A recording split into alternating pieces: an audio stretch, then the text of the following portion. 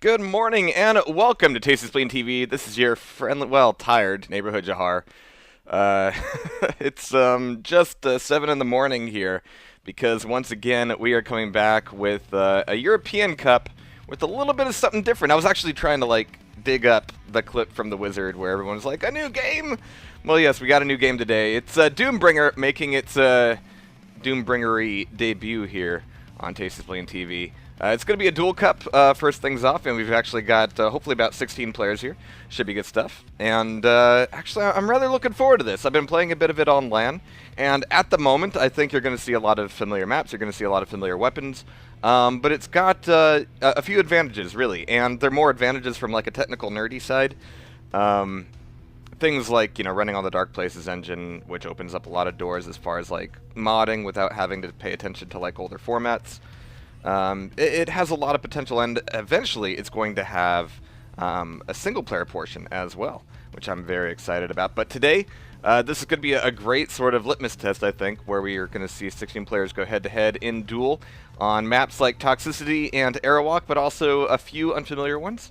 So there should be a few good surprises there. And I think we'll have a lot of fun today discussing how this game differs from other games where you've seen maybe Aerowalk and Toxicity.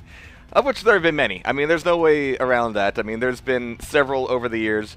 But this is definitely a very cool project coming out of Christus, who is a longtime Doom mapper. Very highly regarded in the Doom community, if I don't say so myself. So this should be fun stuff. But let's go ahead and see what check-ins are looking like here. I know there were a lot of people who are like, oh wait, shit, I've actually got to work. And things of that nature, but should be good stuff. Oh no, that's not what I wanted to be looking at. That's like the wrong thing. All right, well let me get that sorted. Oh, Challenge, I could never depend on you to be where I think you're gonna be. Actually, no, that looks like it's more or less correct. Maybe a little less, but all right. All right, but we've had a ton of signups come in here who realized, holy shit, I haven't actually signed up yet, and we've got a few check-ins. Should be seeing some good duels here pretty soon.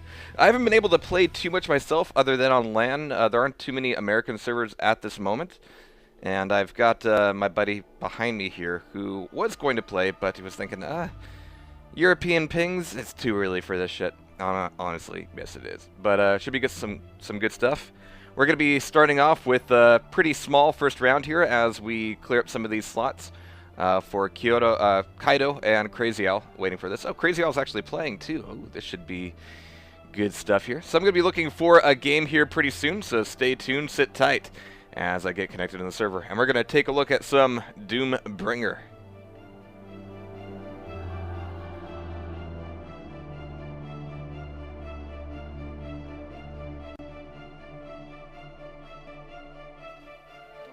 Alright, and just like that, we've actually got check-ins closed, so I believe that this bracket is final.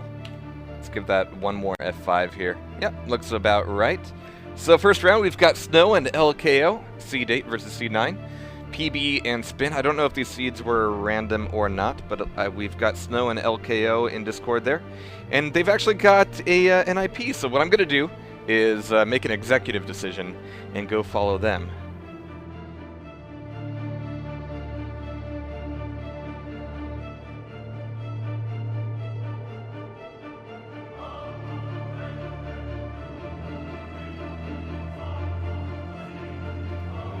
Even better, it turns out I'm actually in the server that I'm supposed to be in already. How's that for efficiency? There is actually another, yeah, they're going to have to find a different server, actually. There's already a practice game going on in there. Alright, let's do it.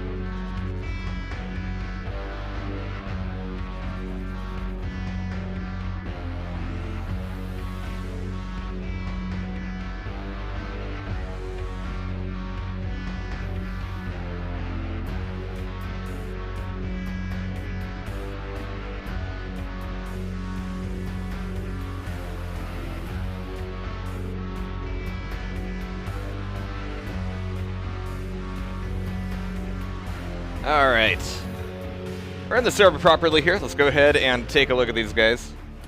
I have noticed that the machine that I'm running it on is not being incredibly stable right now, unfortunately. If this proves to be a problem during this match, I think for the next match I'll go ahead and switch to a different one, which I do have available, but it'll take a little bit from not a lot of time for me to set up, actually. Just a few cables. There we go. Actually, I might want to do that. I'm not happy with this. This machine was incredibly good to me last night, but it's not being incredibly good to me right now. But there's the game. That's not Nether and Riot, by the way. It's going to be Snow and LKO. There we go. And they're just getting maps decided here real quick.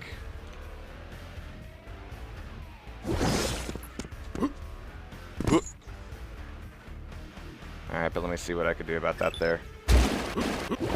Yeah, that is unfortunate, actually. You know what? It's at the point where I think I might go ahead and make the executive decision and make that happen right now. So I will tell you what, and I do apologize, especially to Christus, but I'm going to make sure that we're getting some decent frames here. So I will BRB very shortly.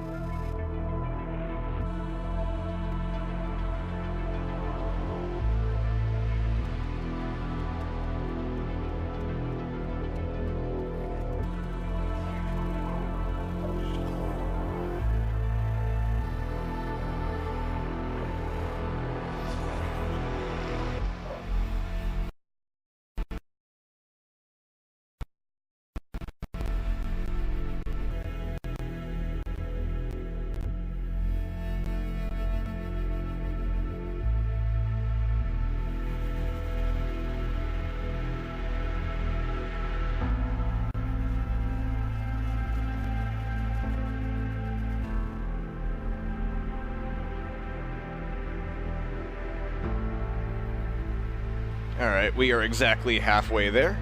Just getting a few more buttons pushed in here.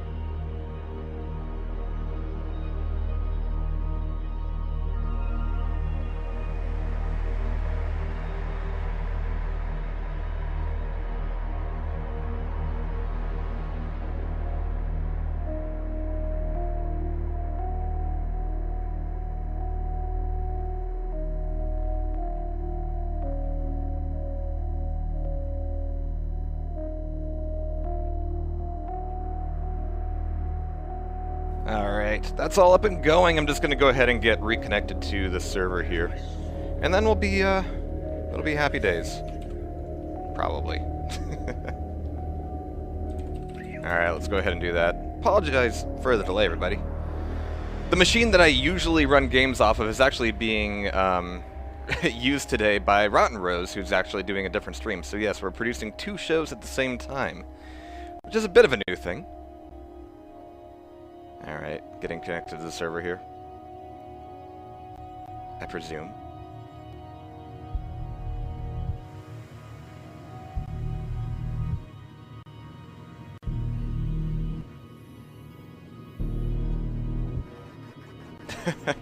You know, I was actually considering making the logo spin. Didn't quite get there. Alright. Let me do a final check on how happy I am with this. Relatively pleased.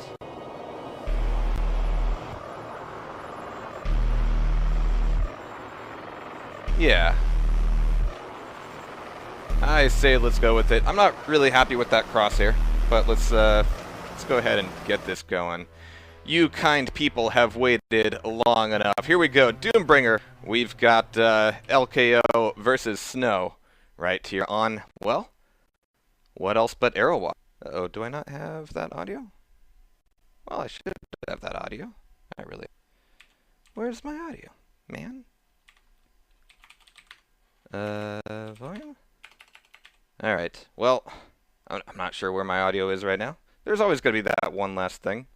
or the last 5 things. But anyway, with just a couple minutes knocked off here, it's actually, what, tied 8-8 on Arrow Walk? That is some amazing stuff. We've actually got Snow on top of Red Armor, and I've heard it said by several people that the shotgun really does take center stage here in Doombringer, and as a result of, you know, the Doom influence. I haven't been all that fantastic with it myself, but then fantastic with anything, so I'm not really all that sure. The railgun does fire quite a bit faster, which here on Arrowwalk ends up being a big deal. And look at those pretty teleporter graphics as well. So actually looking at not a whole lot of health, but he just got the Mega as well as a little bit of armor. Let's go ahead and take a look at LKD. LKO? LKO. Yeah, O. On that typeface, the D and the O.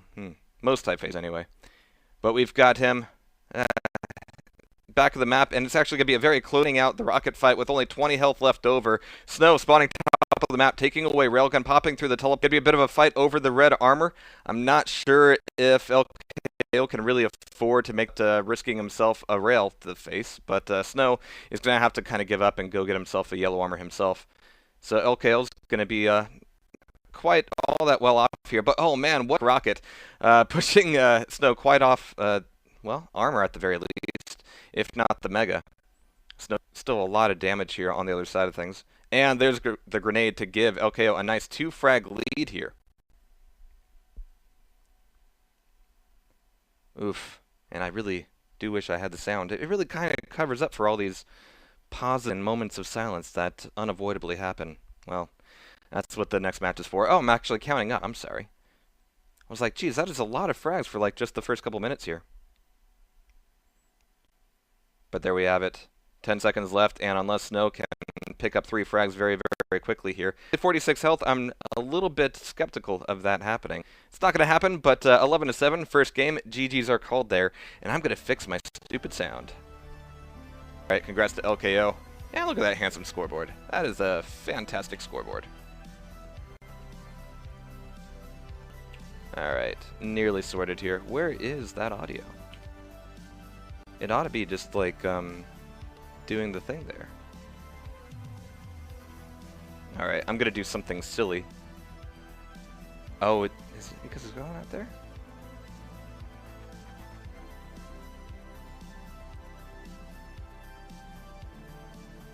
There we are. Hey, look at that sound. There we go. Aren't Windows sound devices fun? All right, ladies and gentlemen, I believe we are finally where we need to be. Yeah, I'm getting a little bit of frame hitching myself. I'm not sure if it's server side or client side or what. But I think we'll be alright. Bitcoin miner installed by Christus. Alright, so now we can actually... Oh, am I still doing some like audio stutter there? That does seem possible. Let me restart things real quick here. There we go, and we're back. So if there's any capture card related stutter there, that should take care of that. But Snow and LKO are noting something similar as well. Alright. Yeah, my spec is not exactly baby but smooth just yet, but we are getting close. Alright. Cool. Speld says the point of this game is to bring Doom. Duh. Yeah, the movement actually took me a little bit of getting used to. There is like an incredible amount of strafe acceleration midair, which is good stuff. There we go. Oh, I can get Christus in here now. It's good stuff. I dragged Crazy Owl in here just for good measure. I wanted to be part of the shenanigans. Yeah. It's gonna have to leave eventually. Yeah. By Kaito, I hope. Alright, so here we go. Map 2 is going to be Fuse here between Snow and LKO. And yeah, I didn't drag you in at first because I was still dealing with technical heebie-jeebies. Didn't want you to have to face that. Well, I was watching, listening to the stream instead. Oh. Anyway, first game was quite close. Yeah, it really was. versus Spain was also very close. I was watching that bit. Yeah. So Alright. this is a Sonotic map. Yep. This map has actually made it through a lot of places after, you know, making its debut in Sonotic there. And I'm glad to see it here in Doombringer. This is actually a pretty nifty port as well. There's a lot of good detail there. Snow's running out of weapons there. He's got the Gotlung gun, though. But I'm not sure if he's got much of a chance here on the red. He's actually going to be taken down by LKO, getting first frag on the board. And with him on the map advantage, definitely not a good precedent for Snow to be setting here just now. LKO is also going to be taking away yellow armor and taking the top of the map. Going to be listening for Snow and looking maybe for a few opportunities for some rocket spam. Nice. So far it looks like Snow's having trouble finding a weapon. He's got a spawn on red armor, which will give him a little bit of, well, a chance to lose red armor in the lava. He's going to be taken up from behind very quickly there. Alright, so I'm going to watch Snow as he gets started here. Just find a weapon. There we go, Gotlung gun. Good thing to have.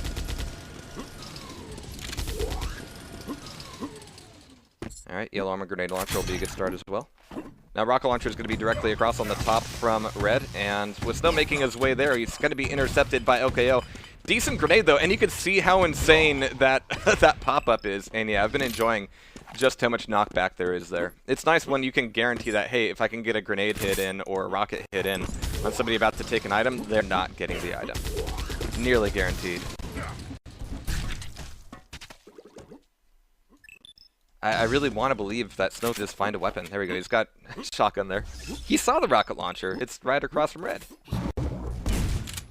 If he, I know he's been like just falling in the lava for the most part. Alright, just get through there. There. It's right there, buddy.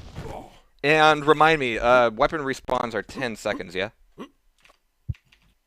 So you can control the items. Earlier we had them at 50.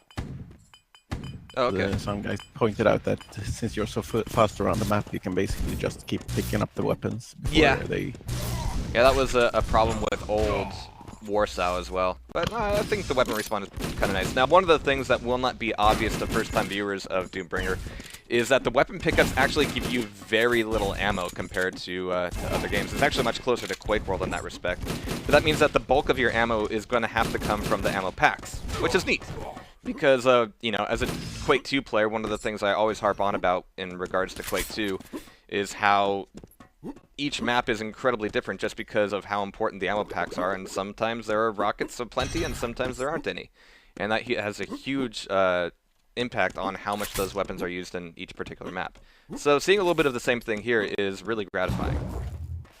And a lot of fun. Yeah, it gives a lot of control for the map designer, and also we were discussing if there would be lighting gun or railgun ammo on every map that had a railgun. Right.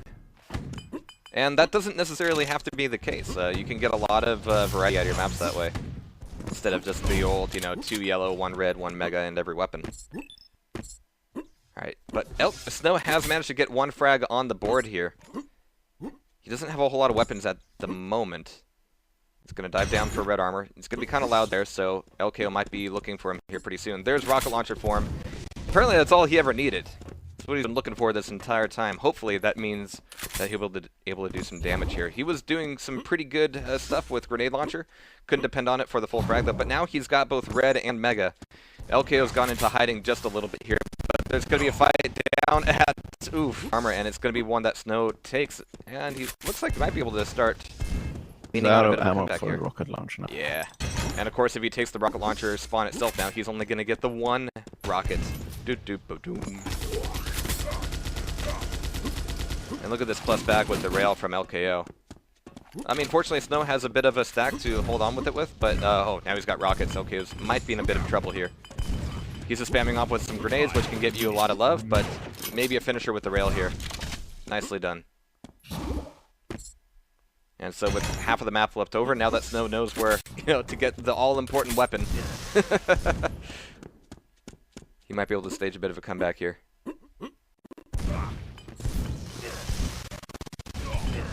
Oof. Sounds like it. mean, on a map as large as Fuse, you have plenty of room to find your opponent with rockets and or rails, and finding some stack items can end up taking a bit of time, especially since Snow is kind of harping on top of that red armor quite often. And he can convert from there over towards Mega. Oh, but from the rear, it's going to be the Tesla a little bit. Do spectators not have hit sounds? Yes. Okay. No, they don't. Okay. I'll fix that. Rocket, it's incredibly satisfying. LKO's They're his 8th frag back though. Pronounced, say. When you get a good hit with a shotgun, for instance. It's good stuff. Got crunching sound. Alright, but that's frag 9 for LKO there, holding on to his lead. Just another 4 minutes here.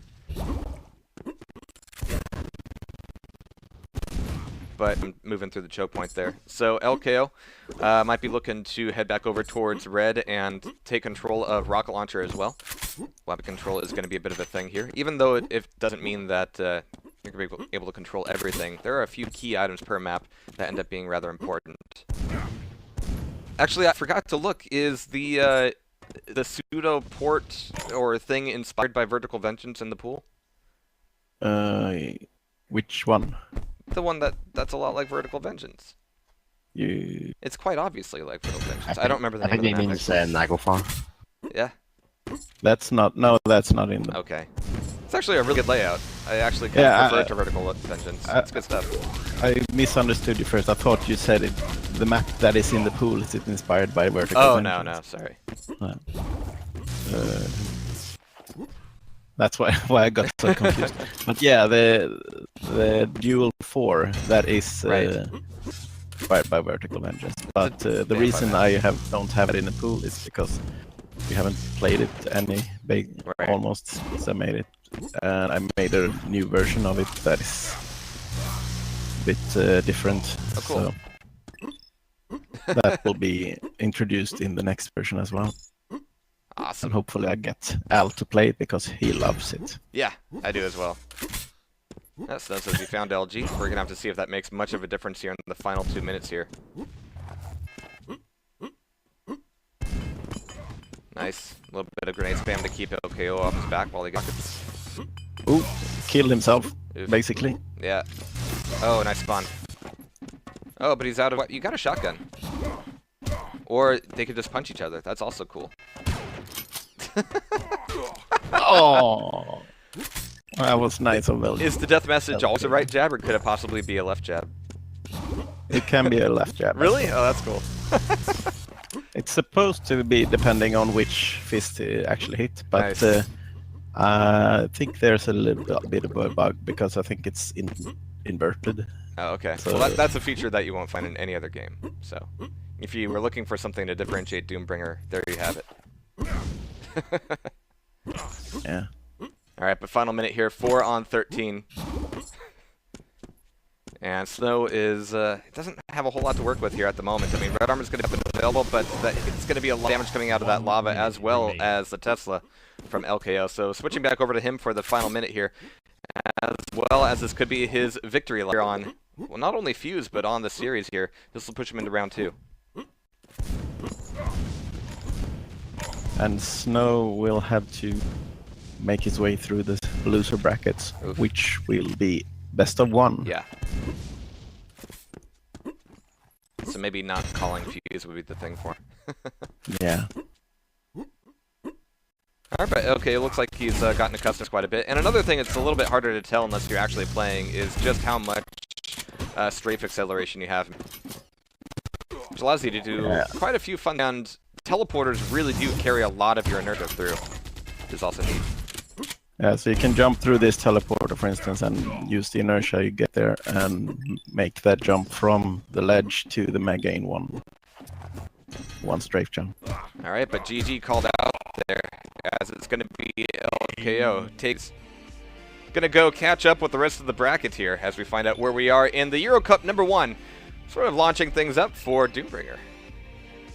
And once again, thank you to Christus for joining me here today, and appreciate the patience as I got things more or less working.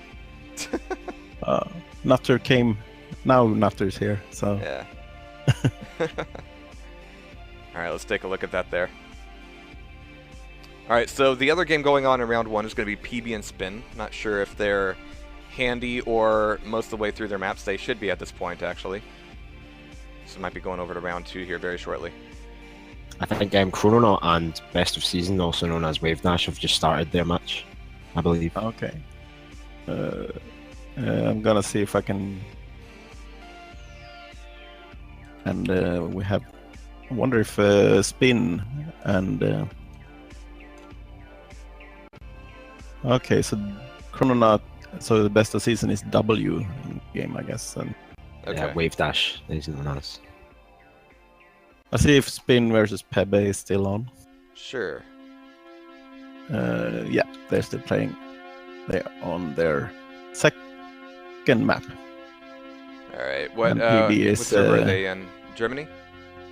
Yeah, that's. Oh, PB 266. is winning quite handily here. All right. So it's almost over, and I don't see Spin taking this back, unfortunately. You should probably go to Wavedash and Chrononaut because they had some practice games earlier that were quite close. All right. All right, so I'm catching up with Wavedash and Chrono now. There we go. All right, and yeah, 17 on 1 on Arrow Walk here. I'm not sure what the actual map score is. Is this 2, do you think? Crazy? This is probably map 1. All right, cool. 5 minutes remaining. All right, so halfway through, and Chrono is looking incredibly strong here on Arrow Walk. I believe Chrono is a CPM player. Okay, so yeah. he'd probably be quite comfortable in this one. Oh yeah, I mean, who wouldn't be at this point? Yeah, that's true. Apparently not Wavedash. All right, Well, Chrononaut had a lot more practice games before. That's them. true. I think Wavedash only just installed the game today. Yeah, I think he just installed the game half an hour before the tournament started. oh wow.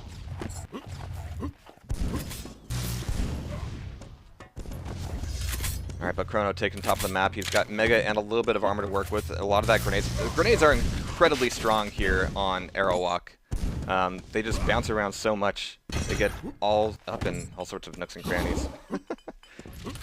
Alright, but Chrono takes a lot of damage there, but he's still going to be able to take away red armor. He's going to be pushed back towards the Y side of the map for a little bit here. I'm not sure if that's going to mean that Wavedash can actually move solidly onto the red armor room. Oh, he actually moves down through the teleporter. I'm not sure if that was the most tactical decision, but Chrono's still going to get away with the mega health here as Wavedash is going to be pushed up the stairs, and Chrono's going for the old fisty action. Oh, yeah. He actually landed a couple of there. Yeah. It's not the easiest thing to do.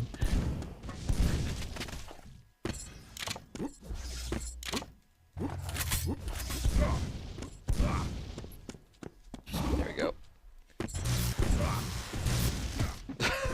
He's going for a lot of these punches, and he manages to get quite a few of them, actually. Alright, but Chrono spawning down below. It's going to be a bit of a mutual frag suicide there. And actually, nice. Not quite the telefrag, but a rocket launcher. Now, unfortunately, as a spectator, I'm not getting some of these, the excellent death messages that you have up there. I was surprised at how many you had. The telefrag one is particularly good. Who did that art, by the way? Oh, I did it. Oh, it's good shit, dude. All the artwork I made. So the things I've had help with was programming Right. and sound effects. Awesome. Otherwise, and of course, like Airwalk I made from scratch, but Fuse is a converted map, and Toxicity is as well, Right. and Aggressive. Which is a fine way to kind of test things out, but as you noted there, these maps are going to play a lot different in Doombringer, and I especially found that with Toxicity. Yeah, before I started putting in familiar maps, it's really hard to get anything useful from playtesting with other people, because Yeah. it was such a new... I mean, even if it's got a lot of similarities to other games, having new maps and new balance in pretty much made it impossible for me to get any interesting games going Right. when I tested with people. Well, that's what the cup Al, is who for. was, yeah. So, as Al, who was one of the earlier testers, can attest to. Alright, but just about a minute and a half left here, and Chrononaut is looking incredibly strong here on Aerowalk. But you can start to see how the movement kind of plays into it here on Aerowalk. I mean, making the jump through the teleporter to the top of the map is incredibly easy. You just hold down right strafe. Good stuff. Nice. Yeah, I don't think you even have to jump. No, you don't. It's less of a jump and more of a sidle to the right. 1 minute remaining. Oh. Wavedash just stops moving. He's lost hope for life. Oh, that was a good opportunity for Chrono to go in for a punch, but there we might get it here. Nope.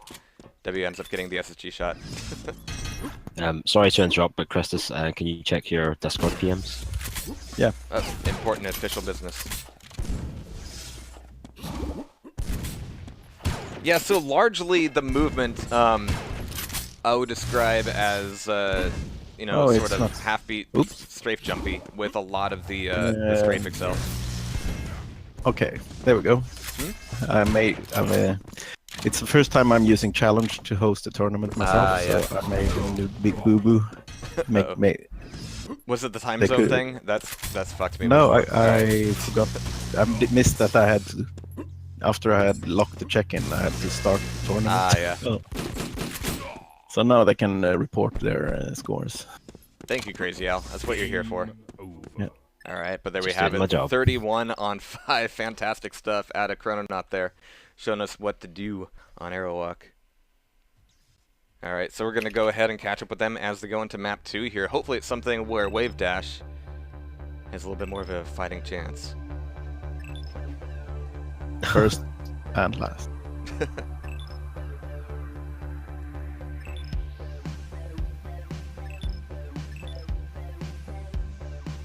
A vote has been called. Let's see if he was being serious or joking there.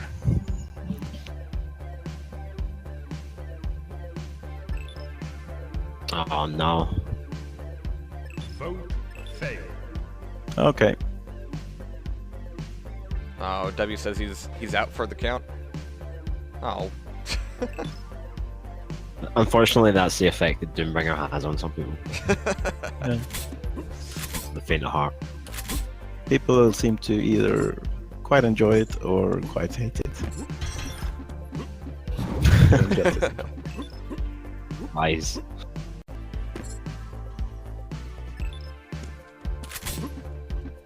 I'm not gonna force anyone to play if they don't want to. That's not really. I don't know if it was much of the game there or just, you know, Aerowalk versus somebody who really knows Aerowalk. Vote Yeah. passed. And Yeah, Chrononaut like- has played Sonotic as well, which is Oh, yeah. has similarities, you know, with movement and stuff. And he and Machuca played, and Machuca is one of the better players who have played the game. Right. And Chrononaut was giving him a run for his money. Prepare. All right.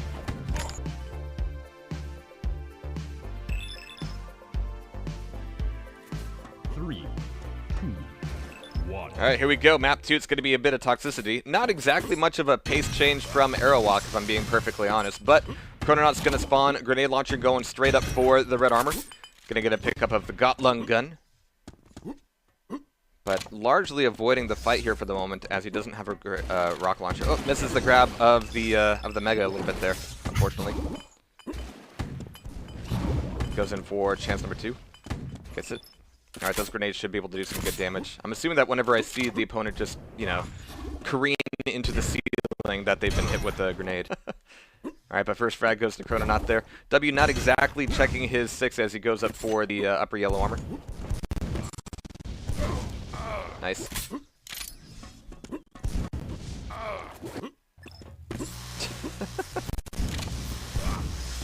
Alright, so a lot of spam across the map there, but that's going to leave red armor up here pretty soon without an easy captor. While Chrononaut's going to be over the top of it, we might have W be able to throw in a little bit of spam, but it's going to be the Gotlung gun getting the third frag on the board for Chrononaut. Yeah, you have to watch out with that because it can put you down so quickly if you Yeah. don't have anything to. Especially on the tight angles that you have here on Toxicity. Nice rail. Yeah. Is it a rail or is it an energy beam? Yeah, it shouldn't be energy beam really because I made a conscious effort when I designed it to have a proper railgun alignment with magnets on it. Ah, yeah. In visually speaking. I mean, it does go pew-pew after all. Yeah, I think what we're seeing here from W is not a whole lot of map familiarity. Oof. Yeah. Yeah, those teleporters have to be handled with caution.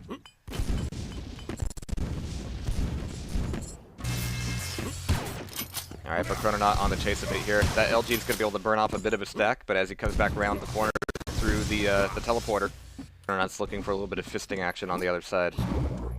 Not going to get it just yet. Nice. Alright, so Chrononaut back to the top. Why does it just drag you?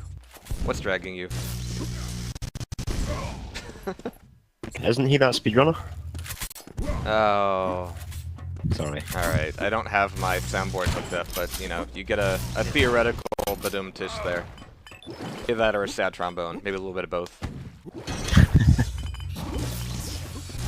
Alright, but Chrono's going to be able to catch W coming out of red armor again, and actually this is where W could probably stand to not just dive down onto the items so often, but go for a little bit more damage. Spam goes a long way here so far from what I've seen. I mean, the grenades especially. Nice. Chrononaut and the pool of acid, a match made in heaven. And yeah, you can really launch those grenades as well. They have some incredible range. Yeah, W had a bit of an issue getting out of the, so just pop down back into it and. The first step of getting out of the start acid is never to get in. That's the real pro strat. All right, oof, nice telefrag. Oh, it was a mutual telefrag. Yeah, it's You have to explain that one to me, because the physics behind that I'm not sure I understand. me One neither. does. It's a bit of a problem with the teleporters. Turns out not even one object can occupy the same space at the same time. I think it makes more sense that they both players die now. Sure. The reason is that I don't know why that happened. No. Well, thank you for being here to provide insightful dev commentary. It's good Yeah. stuff. I'll try. I tried. I mean, no, it's there's really nothing particularly changed about the teleporters from the way they work in Quake. Right. So why that happens is a mystery. Except for the added momentum. Right, yeah. I think it's just part of the Doombringer charm. Well, for the time being, it has to be.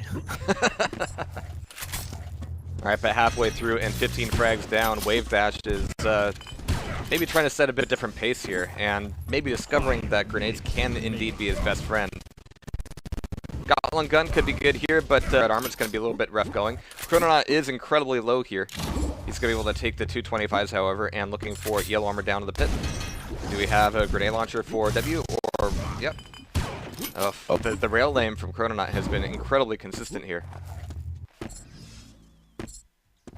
I think W has had enough now. Oh.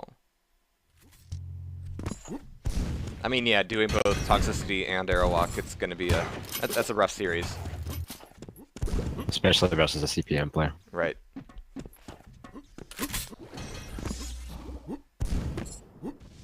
Alright, but Wavedash is back on the move again here. I wonder who we picked which map. Not sure, actually. And I'm guessing that W picked the maps that he was familiar with. Right. So Which can be a double-edged sword, because the things that you think you're familiar with can end up being something that your opponent is much more familiar with. See that a lot in Quake 2 with people calling Q2DM1 against people who have been playing Q2DM1 for like 20 years. yeah. Oh, I know this map. Yeah, I've seen it before. Alright, but Chrononaut is actually giving us a nice little bit of a showcase reel here of what you can do with an LG. I'm sorry, Tesla. It is a lightning gun still. Yeah. I'll write to W here if he wants to forfeit. He can just type forfeit in the. Just so you know. That's a little rude, I think. That's Well, rough. it doesn't look like he's actually playing anymore. He seems to. He did stop and forfeit by command in the menu. Right. I remember when Envy's playing, he tried to forfeit and he went into the menu and tried to use that, but it wasn't there. So That's weird because the forfeit command I use works in most games. It's just Alt F4. yeah, it's in Works the every time. console, and you have a bind for it on the F keys, I think. But I forgot to put it in the menu itself. So if he tried to use the menu when he stopped for it, then I figured I'd give him the information at least. Yes. Alright, Crow's pretty stacked up here. But yeah, it could be considered rude. Yeah. As long as you're not concerned about it, it'll work out. Alright, Chrono's actually going to let W escape through the teleporter. And Wavedash just responds with a nice bit of Tesla. Chrononaut punishes him for that, though. It's not I do hope W would stake around for the low brackets and maybe play someone who's not quite as strong. Who's not Chrononaut, yeah. Then you but, might enjoy it more. Crazy Al's still in the bracket, though, yeah? Yeah, Yeah, Crazy indeed. Al has. I know you've been practicing non-stop for this. So what do you think of Chrononaut? Well, I played earlier with him, and I managed to beat him on, I think it was Aerowalk. Okay. No, it was Toxicity we played, actually. Yeah. So I think it could be a close match. I'm not gonna be too confident in case I do get smashed, which isn't unlikely. Oh, come on. Do the arena FPS bolstering. I guess those are kind of fighting words. Yeah. Yeah, so PB and Crazy Al is up, and LKO and 1 Kaito. minute Great. remaining. I think LKO and Kaito are playing currently. Yeah, I think we should probably move over to that because this game is, by all intents and purposes, over, and Yeah. Kaito might have to leave early. So it would be nice to see Well, it's really up to him. him play. Yeah, Well, me and PB are ready to go whenever you guys want. sure. I think we'll be ready in about 30 seconds. I think we can see Chrononaut do his victory lap here. It's a good preview of what we can expect in the game against you, potentially, Crazy Al. Yeah. Potentially. Possibly. Machuca yes. and Nocturne is also on the server. Cool. Yeah.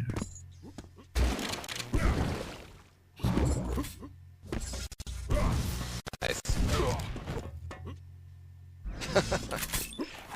I always love those, like, small moments of hesitation before the respawn, because you can almost hear the sigh. The deep guttural sigh. Yeah, I think maybe Crazy Al versus PB Okay, cool. right now. Alright, just slot me a server address and we'll be good to go. Yeah, so let's see here. Server is. Well, I'm just gonna get PB to join this one. Cool. So I'm already Okay, here. cool. And you're already here. Easy, easy. Oh, yeah. Alright, guys, so we're gonna catch up with the, is this also gonna be, I guess this will be round 2, yeah. Crazy LPB, yep. So right now Kaito is winning against LKO on Aggressor, which is Kaito's favorite map, so not too surprising really. I mean, I've been playing him there for the last week and he is exceptional with that rocket launcher and everything else really. He's very good at shutting people out of the map, in my experience.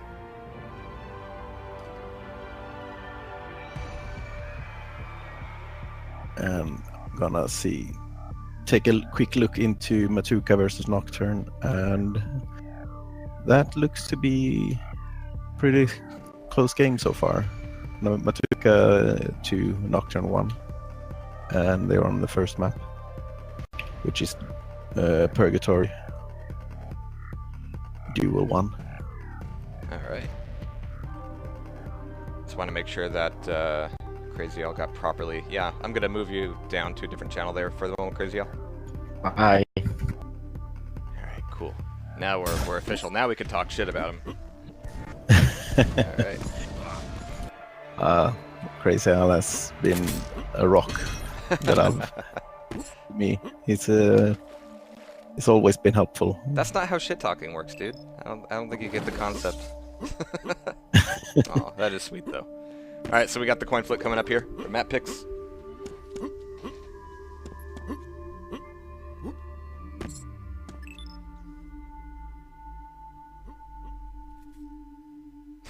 Fragging Great says Euro Cup clan base is back. Oh. I don't even know if I would want that, but no, there is an intentional space between Euro and Cup. A vote has been called. Just to avoid such accusations. Vote hard.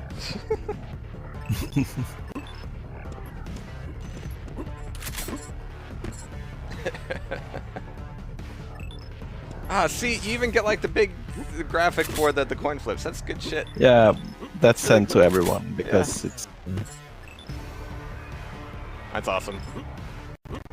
But I'll look into getting plaques sent out to spectators and. Definitely need the telefract one. That's important. Alright, Crazy L's gonna be pick aggressor. Actually, let me see if I can do a few things here regarding color and all that. I set the player color to blue after Yeah? Wavedash asked about it. And it works quite well on toxicity.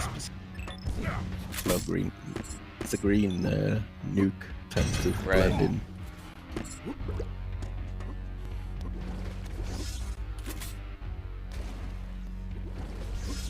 PB.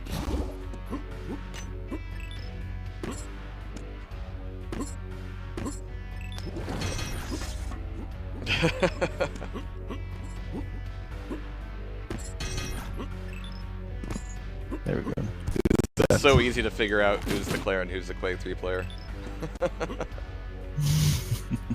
On whether or not they call it hub.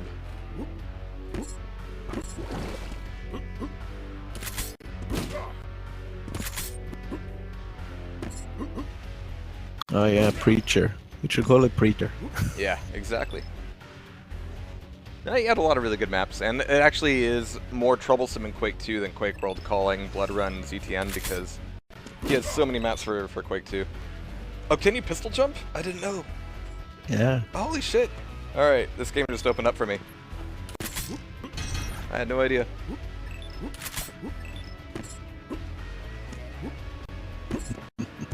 Alright, but we got a few questions in chat about what's unique to the Doombringer multiplayer at this current state. Now keep in mind that Christus will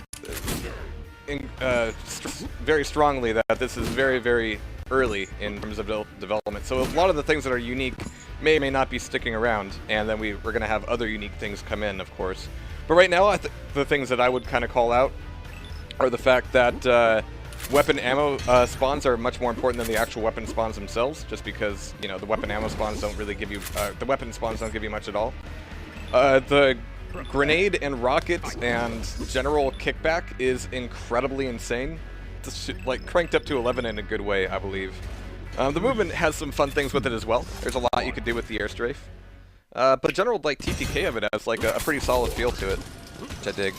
Alright, but here we go, getting started here on Toxicity. It's gonna be Crazy Al and Pepe. Gonna be following Crazy Al out of the gate here as he's gonna take away Mega, a bit of armor, and rocket launcher, only with the 4 rockets though, playing a little bit of conservation as he picks up the Tesla, aka LG. Oof, nice rail though. I like this from Pepe. This going to put Crazy Al in a bit of the danger zone as he goes in for this next red armor. Nice crate jump to get back up to the top. Only 13 health, though. Mega will be popping up here in a few short seconds, but he's looking for that 50 first to try and maybe avoid this fight and stay safe for the weapon control, or area control, rather. Alright, but just barely getting away with it each time, doing just enough damage back to Pepe to force him off the pad. But Pepe's getting so much in with these rails. And it's really Pepe who's kind of got the pole position on all these, but by the time Pepe actually dives down for red armor himself, Crazy Al is ready to punish. I mean, he saw that Crazy Al was on top of rail. It was a really ballsy thing to go for the dive in the first place, but now Crazy Al 1 frag in the lead, 100-100. Gonna be looking for a bit more damage here mid-map. Kind of daring Pepe to show up here, but Pepe's already gonna be down at the rail. Nice direct rocket, careening him into the acid to make it a nice 2-0.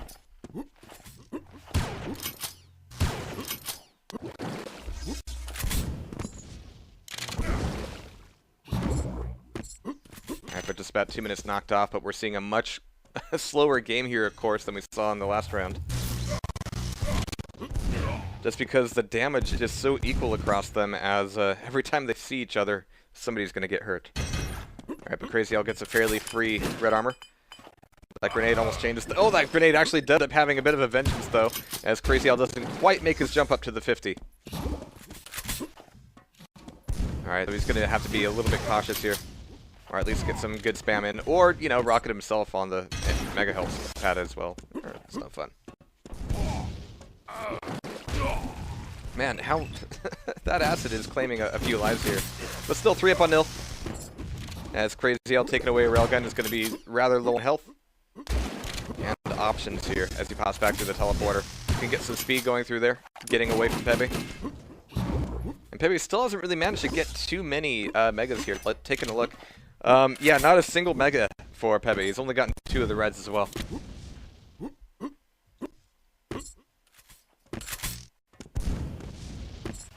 But they're both looking for some early spam here. They're both getting a little bit tired of just hurting each other almost equally as they come around the corner, so they want to get a little bit of spam damage off first. Oh, nice rocket coming out of Pepe. That's going to put him solidly on the board. Let's see if it can turn into anything like control. Got a bit of an armor here. It's going to be a bit of a rough angle as Crazy Al's up on top of rail. And yeah, I might just call it rail just out of habit. It's a tough one to break. Tesla I can get behind, though, for sure. At least you're not doing the Warsaw thing and calling shotgun riot gun. That was just right out. Well, the railgun is called a railgun. Okay, so. Good. All right. Just getting paranoid with all the laser tuck. The weapons that has the special names are the Gatling gun, because that's Gatling is proprietary name. Oh, that's right. Yeah. Okay, that makes sense. And then we have the super shotgun. Right. Because eventually there will be a regular shotgun as well. Oh, cool. Which isn't probably won't show up in many maps, but yeah, that's alright. Because it tends to make the railgun less useful in. Oh, okay, cool. Well, that actually has some implications on ammo balance and all that, so that could be a good tool to have in the mix. Nice rail coming out of Crazy Al. But it might be more useful in, say, free-for-all or TDM game to have them, you know. Right. And to answer a question in chat, the Gatling gun is really closer to a hyperblaster or to a plasma gun, just because the bullets are fairly slow-moving projectiles. I mean, slow compared to hit scan anyway.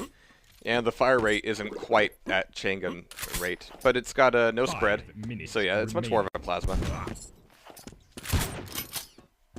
And it also, but it does take a lot more damage. Right.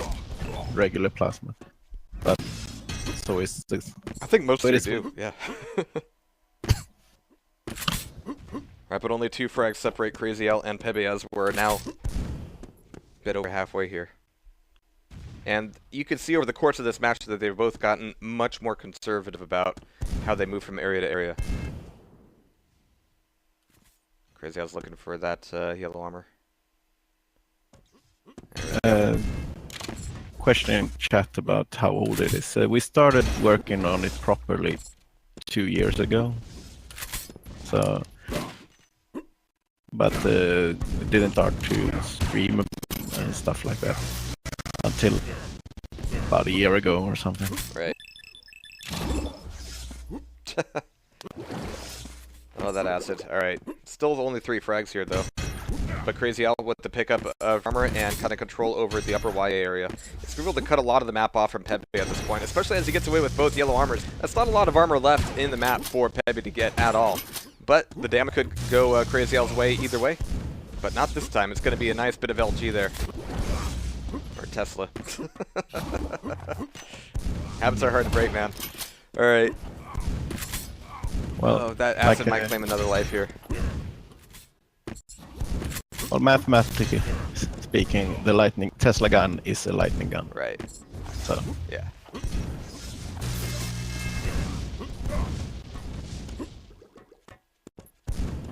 Alright, so Crazy Al pushing his lead up a little bit here.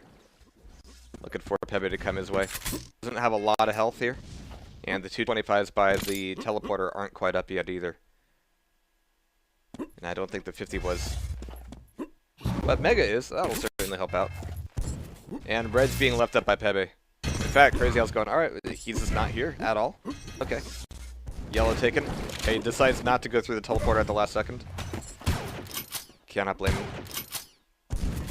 So, with that course of the map, it was actually really Pepe who ended up getting more out of that. And nice rail out of the teleporter. Making this a much closer game for Pepe here. He's got 2.5 minutes to take the frags back together. His rockets have been a little bit off to the side, but he finally nails one directly on an armorless Al. Nice. Couldn't quite make the crate jump. the combat is real. Yeah.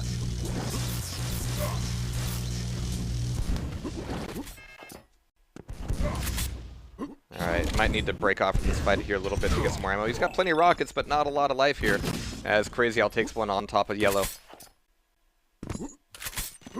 And, yeah, the spawn on red, it's always tempting to stick around, but, he might have been able to get away with that. But nice rails there out of Pepe.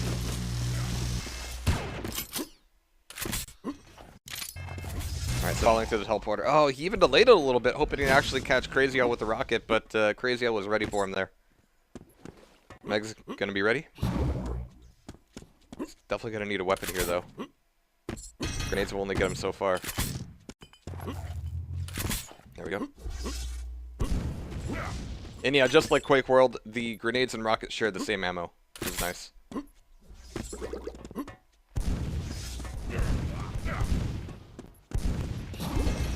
Yeah, I always like that about Doom and Quake, Yeah. where the same goes for the bolter and the Gatling gun. They also use the same ammo. Okay, yeah. Minute remaining. Alright, so Pepe.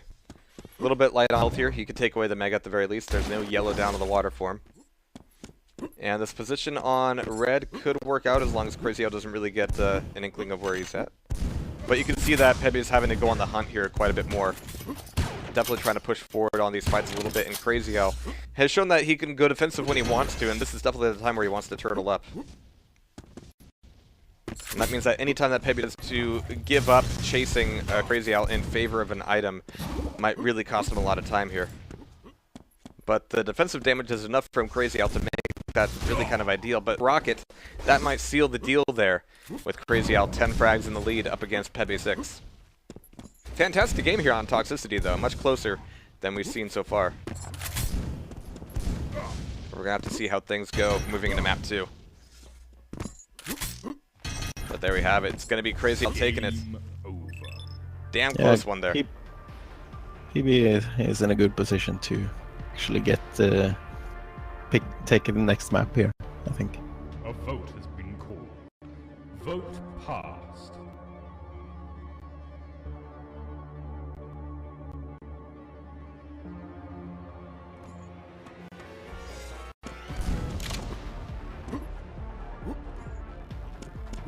Oh man, I love this map. The last time I really played it was on Open Arena, I think. Yeah. Yeah, it's an old Quake World map. Yeah. think. There's a very pretty looking version of it in Quake World, at least. Yeah. But this version is from Open Arena. It's been a long time since I've actually like seen it. I'm just having like waves of nostalgia now. It's a cool map.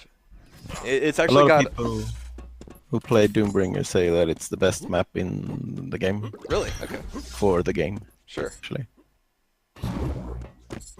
I can't wait to find out here.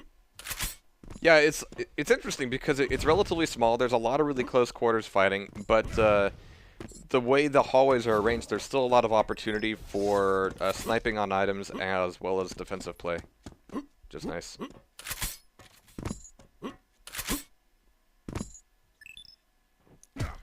Oh, they're having a bit of a chat.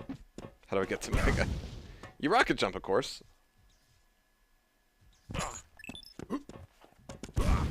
Now there's stairs and there's a little. There's that.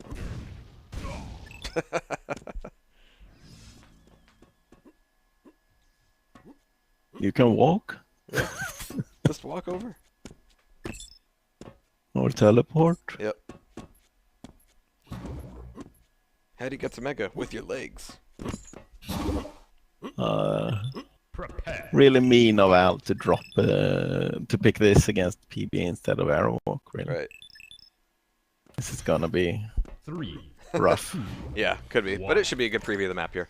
Alright, so we're going to get started here watching Crazy Al, who gets to top spawn. That gives him quite a lot of the map, actually, because he can go directly from Mega to Rockets to Red and take a lot of that there. And it's not really much of a punishment to drop down to the bottom here just because of the proclivity of those teleporters.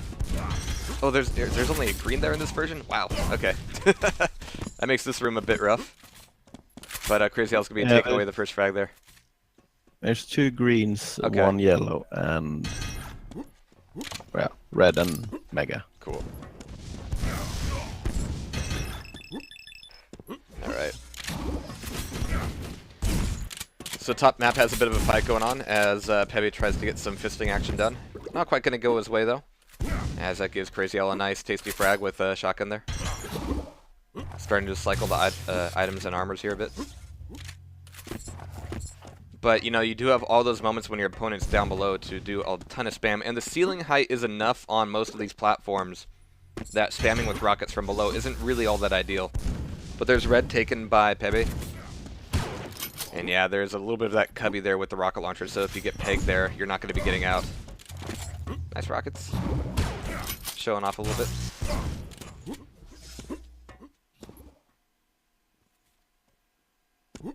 The easiest weapon to get to in this map is a shotgun. And Yeah. And there are a ton of close quarters fights here that make it all the more ideal. Yeah, but if you're in the, if your stack is inferior, then you tend to get owned a bit by those rockets around the corners. Right. It's hard to not take damage from them. I mean, I agree that this could be a bit rough for Pepe because this especially hinges on map awareness a lot. I mean, the teleporters always make it a little bit more difficult to learn a new map very quickly. And a lot of these angles are really ones that you have to capitalize on in order to do much damage on any of the items. Nice. Yeah, Pepe's starting to get it there.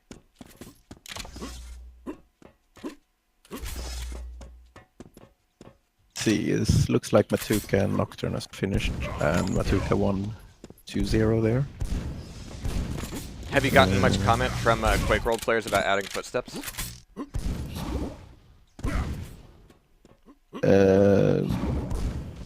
No, really, actually not. Alright. Quake World players seem to be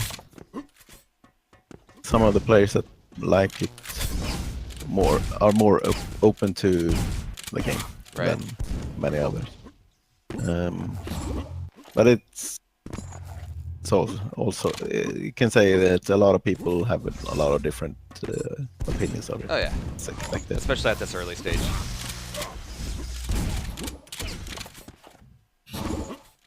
Alright, Alright, so 9 on -1 here. This is a bit of... I mean, Crazy L's not going incredibly full hog here. He's given Pepe a bit of time to kind of figure things out. At the same time, Crazy L working on some tricky movement. He's taking a bit of damage here, though. But, yeah, Pepe doesn't know where he's coming from. He's not going to have much of a defense to fend off there. Now, the starting weapon I actually kind of like as a starting weapon. It's always a little bit difficult to balance those and make it so that you can punish somebody who frags you and only has maybe like 20 health left, but not really make it spammable. And I think you've done an okay job there, where it's a bit like a projectile blaster, where each bullet does 25 damage, but after 4 shots you have to do a bit of a reload, which I dig. It's kind of neat.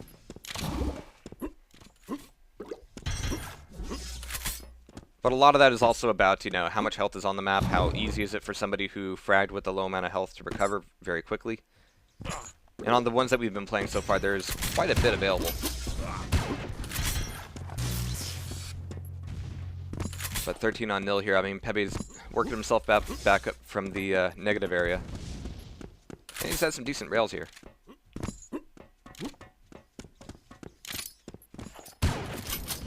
Oh. Is he dropping packets? Or? Oh, that's Crazy Al. What's going on? Yeah. Second. Yeah. See what's going on there. Whoa, 420 ping. Jeez. 5 Holy crap. minutes remaining. Alright. Oh, I'm gonna unpause there because I don't want to listen to that.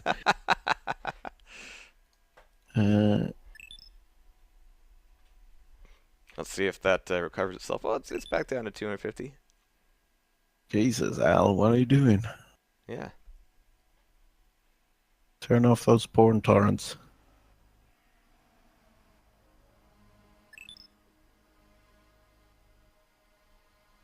Alright, but for those of you waking up in the States, and there won't be many of you right now, welcome to Tasty Spleen TV, where we have gotten up incredibly early for the Doombringer Euro Cup #1. Alright, are we good to go? I think so. Alright, cool. I'm gonna keep an eye on his ping here, Yeah. but it seems to have calm down. Somebody just screamed at their mother, I'm sure. Oof. Nice rocket there, though. Pepe is still on the chase here, moving back through the teleporter, which isn't always ideal on this map. It's much more ideal to kind of, you know, see him go through the teleporter, set up a spam angle on where they're likely going to come out. And there aren't too many options here, actually. If they go through a couple of the teleporters, you can be pretty sure that you could spam someplace and get some love. But Pepe is just kind of searching right now. Doesn't exactly know where he needs to be. Nice. And if anybody has any doubts about this game, I'll just tell you that the LG changes color when you're actually hitting somebody. So that's all the reason you need to play. That's snazzy shit.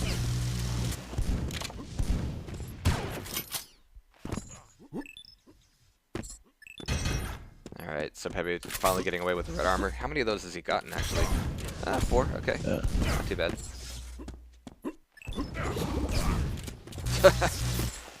Getting comfortable with using the shotgun. Yep. Yeah, I still need to get over that hump myself. Well, the shotgun, the animation and sound does need work on it. It's more. The only issue I have at this point is I think they're not exactly in sync in terms of like the duration. So I think I can fire before I actually can. Yeah. Yeah. That is the major issue. Right. But when you get that shot off, it is rather satisfying, and we don't have the pleasure of hearing the excellent hit sounds.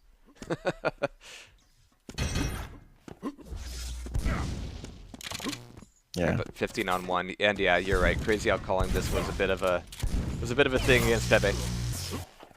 When the first thing your opponent asks is where's Mega, then you know that you've made the right choice. Jeez, Boov is awake? Oh my god. Alright.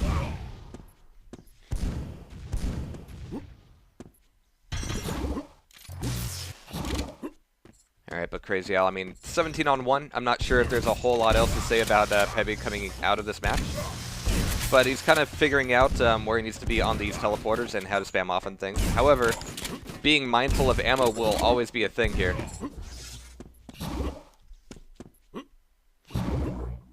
Player forfeit. Oh, there we go. Ah. Found the forfeit command. But calls GG there, 18-on-1, as that'll be Crazy Al taking the series and moving forward in the upper bracket. So we're going to take a look at that bracket here shortly and find out where we're at and find ourselves the next game here.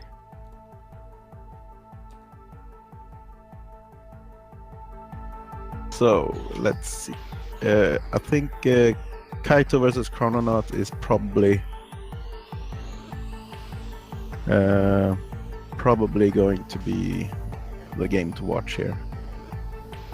Though I am also very interested in seeing Machuca versus Crazy Al. So maybe if we could ask Machuca and Crazy Al to wait, we can have Kaito and Chrononaut Yeah, first. we're at the upper bracket semis, so I think splitting them would be fine at this point.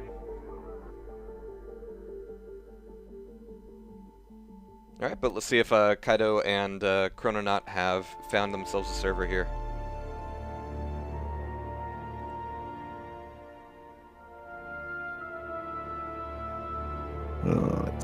I'm gonna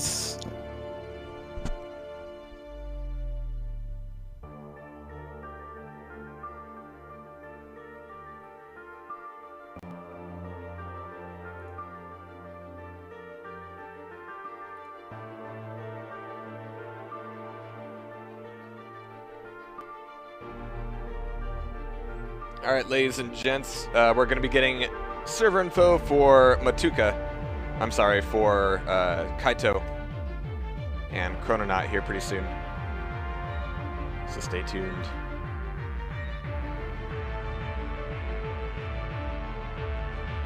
Let's see. Sweet. Okay, there's no one. None of them are in. Well, Al is in the server, so just a matter of getting Chrononaut in. Oh, he's in the server. So we are on the server that they are on. So everything is fine.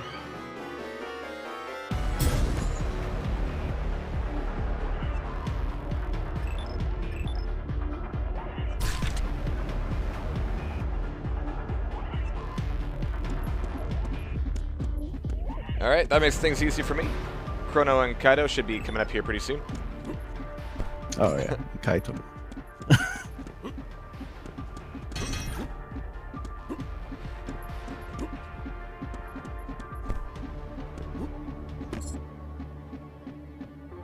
Okay, so regardless how this goes, I think Chrononaut should be moved forward because Kaito is going to drop after this game anyway. Oh, really? Yeah, and I think it's Dang. better to move the one that actually stays forward. But I still want to see the game. Yeah, likewise.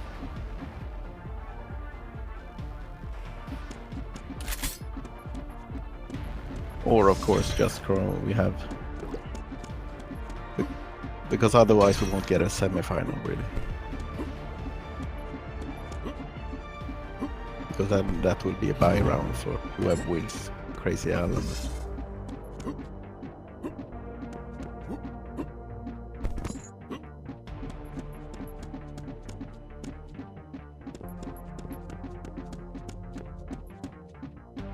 I hope that's okay with Machuca and Crazy Al. Yeah, don't really see another way around it. There's Kaito. Now this should be a really good game. Both of these are players. Question is if A vote has been called. Kaito is a well-known player in the reflex scene. Tends to do top scoring. He tends to be a finalist.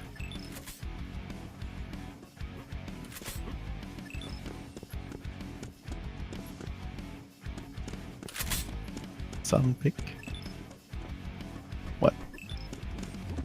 Oh, they're talking Finnish. Prepare. Alright, but it looks like we're getting started here. And it is going to be on aggressor. Nice. 3, Alright, but here we go, guys. We got Kaito, we got Chrononaut. We're following Kaito as we see him on the stream here for the first time here today. And hopefully he'll stick around at least a little bit longer, because we definitely want to see some good matches here between him and Chrono. But we got at least the one here. As it's going to be a shotgun on rocket fight, but Kaito with the upper ground might be able to leave here a little bit. Well, at least they get back out of that fight, but Kaito is having to spam off a ton without getting a whole lot out of it. I mean, he's got the 1YA. And comes back down for the fight on the red armor, and actually has Chrononaut stuffed in the back corner there. Cannot get out. He's got plenty of rockets to stay there all day, and that's going to be first frag going to Kaito. Mega's going to be up and ready for him to grab as well. And so the next yellow is going to be coming up here in just a moment. And then it's going to be potentially the same fight on red if Chrononaut does indeed show up, but he really doesn't have the stack to justify it. So yeah, spamming down from the top is going to be much more viable for him. But he drops down one, maybe back to 2 levels. I'm not sure why he did that. He has so much going for him there, but that's going to be 2 frags up for Kaito as he gets a relatively free red armor. But my god, nice direct rocket causing Kaito to do a little bit of self-damage as well. Nicely done. Yeah, armors and Mega are actually pretty much the same as Quake Live, so 25-35. And there's no real stack limit, so you can keep grabbing, you know, greens and yellows. But as you can see, it actually seems like it rots pretty damn quickly. Or at least the health does. The Mega does have twice as fast rot, while armors don't have rot. Right. Which, you know, taking a look at the mechanics of Quake Live as a whole, I think I can actually get behind that decision. Just making a little bit more of a tactical difference between Mega and Armor. Which was certainly the case in Quake World and Quake 2, where Mega only came up 20 seconds after it was used. Which Reflex still does. So yeah, I can agree with that.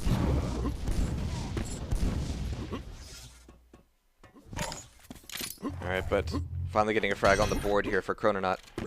Incredibly low on health, gonna have to look for a bit of recovery, and finding out red armor might not be the best place for that. And now coming through the teleporter, he's gotta be ready for a lot of spam there. But I'm gonna keep my eyes on him here as he spawns up fresh and is looking for a fresh start here. He's able to take away the LG. rockets coming out of these. The rockets coming out of these players, they are so good. Yeah. I can't understand how they manage to be so consistent with the direct rockets.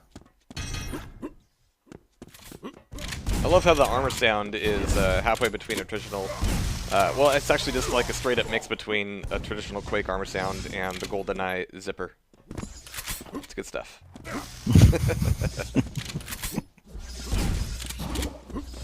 Actually, I don't think we've had this on stream yet, so I might do it just for... Oh wait, there's no message mode 2 in this mode, is there? No, Okay. not in this version. Right, Next version. I'll wait until after the match, so I won't spam it, but the audience has to hear that chat beep. It is money. I think they heard it. People have been chatting Yeah. the server. Okay. But So good. it's Oof. a lucky accident, let's just say. Yeah. That was a good defensive rail there from Chrono. Oh, but he's getting caught up here on the stairs, though. That LG is going to be doing quite a bit of damage as Kaito is looking for the spawn frag. Might actually get it as Chrono's ready to go fists only here. But that'll put Kaito 8 frags in the lead, earning his first seed spot here so far.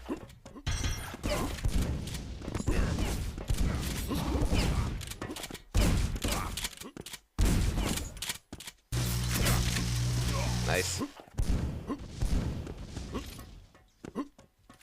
Alright, but Kaito is going to be a little bit lower on health here. That shotgun is going to do some good work as well, but Mega's going to be up and available. I'm not sure if Chrono's going to be ready with the rocket launcher to do much spam on either the Mega or the red here.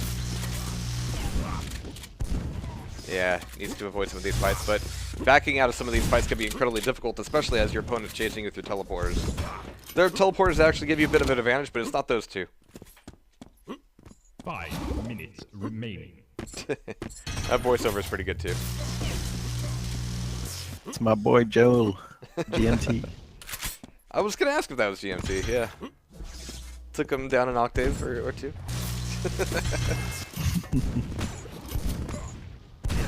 Nice rocket. And unfortunately, yeah, he couldn't be here today. Yeah, Chrono's not doing enough damage on these fights to prevent Kaito from recovering pretty quickly. Which means that he's going to need a lot more spam damage on some of these, and, you know, stop spawning there. That'd be a good tip, too. Pro tip, don't spawn in front of your opponent. Yeah, Kaito is really good at controlling the spawns on this map.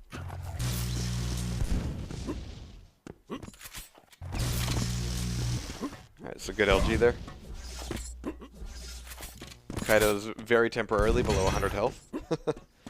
But he's full up on this red armor. So again, I mean, rocket spam and grenade spam from Chrononaut would make the world of a difference here.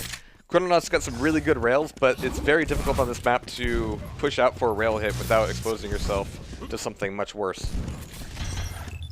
Like Kaito's rockets. Holy crap. So on point there. And you said that Kaito actually has to leave? What a shame. Yeah. He's, I think it's his sister's birthday or something. Oh, okay. Something about his sister anyway. So he said he had to leave after this match. Right. I think he could stay for the entire match though, but okay, cool. unfortunately he won't be able to stay for the duration of the tournament. A little bit more of an exhibition then, yeah. But it's solid play on Aggressor here so far. And again, I'm just not seeing very much in terms of like rocket spam coming out of Chrononaut at all. Like he's thrown out 53 rockets to Kaito's 138. Yeah, there's just not enough rockets coming out of him. Good take a look. The thing is though, I think he has struggled to get the rocket launcher at all. Yeah. Also, because it can be really difficult to get to it in this map. Right. But once you do get it, it's important to hold on. Yeah. And here it might even be worthwhile to like pre-grab quite a bit of rocket ammo. I mean, there's quite a bit there on the pad itself. Can get up that full 25. It's more liberal with ammo in this map than in some others. There are 4 crates of ammo, rocket ammo in this map, while in Airwalk there's only 2. Chrono's got himself rockets and a red armor though. A bit on the chase though, and not quite as hot on chasing through the teleporters as Kaito was. But you can hear him up top. Oof. Needs to be careful around those corners. Probably a good idea though, because Kaito was waiting with a shotgun on the other end.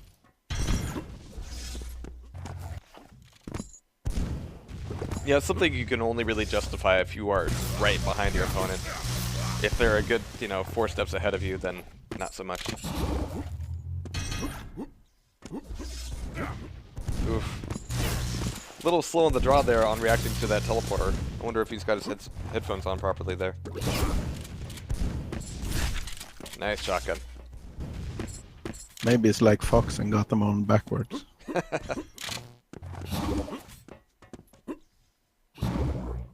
Alright, the final minute coming up, and we saw Chrononaut do some incredibly good work on Aerowalk and Toxicity, but so far here on Aggressor, I mean, it's not only the fact that Kaito's got some really fantastic rockets here, but in terms of like map awareness and being able to play through the teleporters, I think Kaito has a definite edge here. Yeah, definitely. This is Kaito's favorite map in the pack, so he's been playing it quite a lot this map. Yeah, I'm enjoying seeing it again. I haven't seen it in years since before Open Arena got all furry-tized. Which was a very brief moment in history.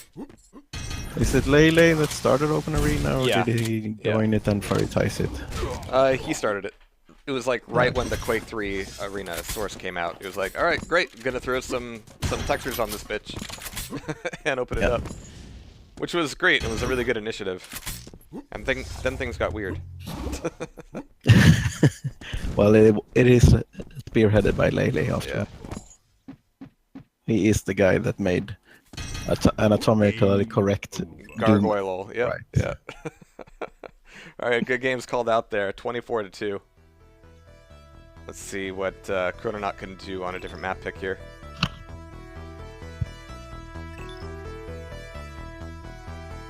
Alright. We can be rest assured that Chrononaut does indeed know Arrow Walk. If I were Chrononaut, I would have picked Toxicity though, because Kaito doesn't know that well, as well as does Arrow Walk. Though Kaito isn't particularly fond of Arrow Walk, so there's that. And I did win against Kaito on Arrow Walk. Oh, nice. The first game I won against him.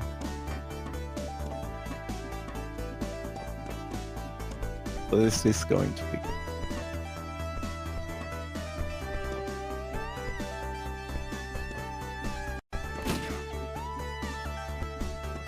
I'm very excited about the model interpolation for the next version.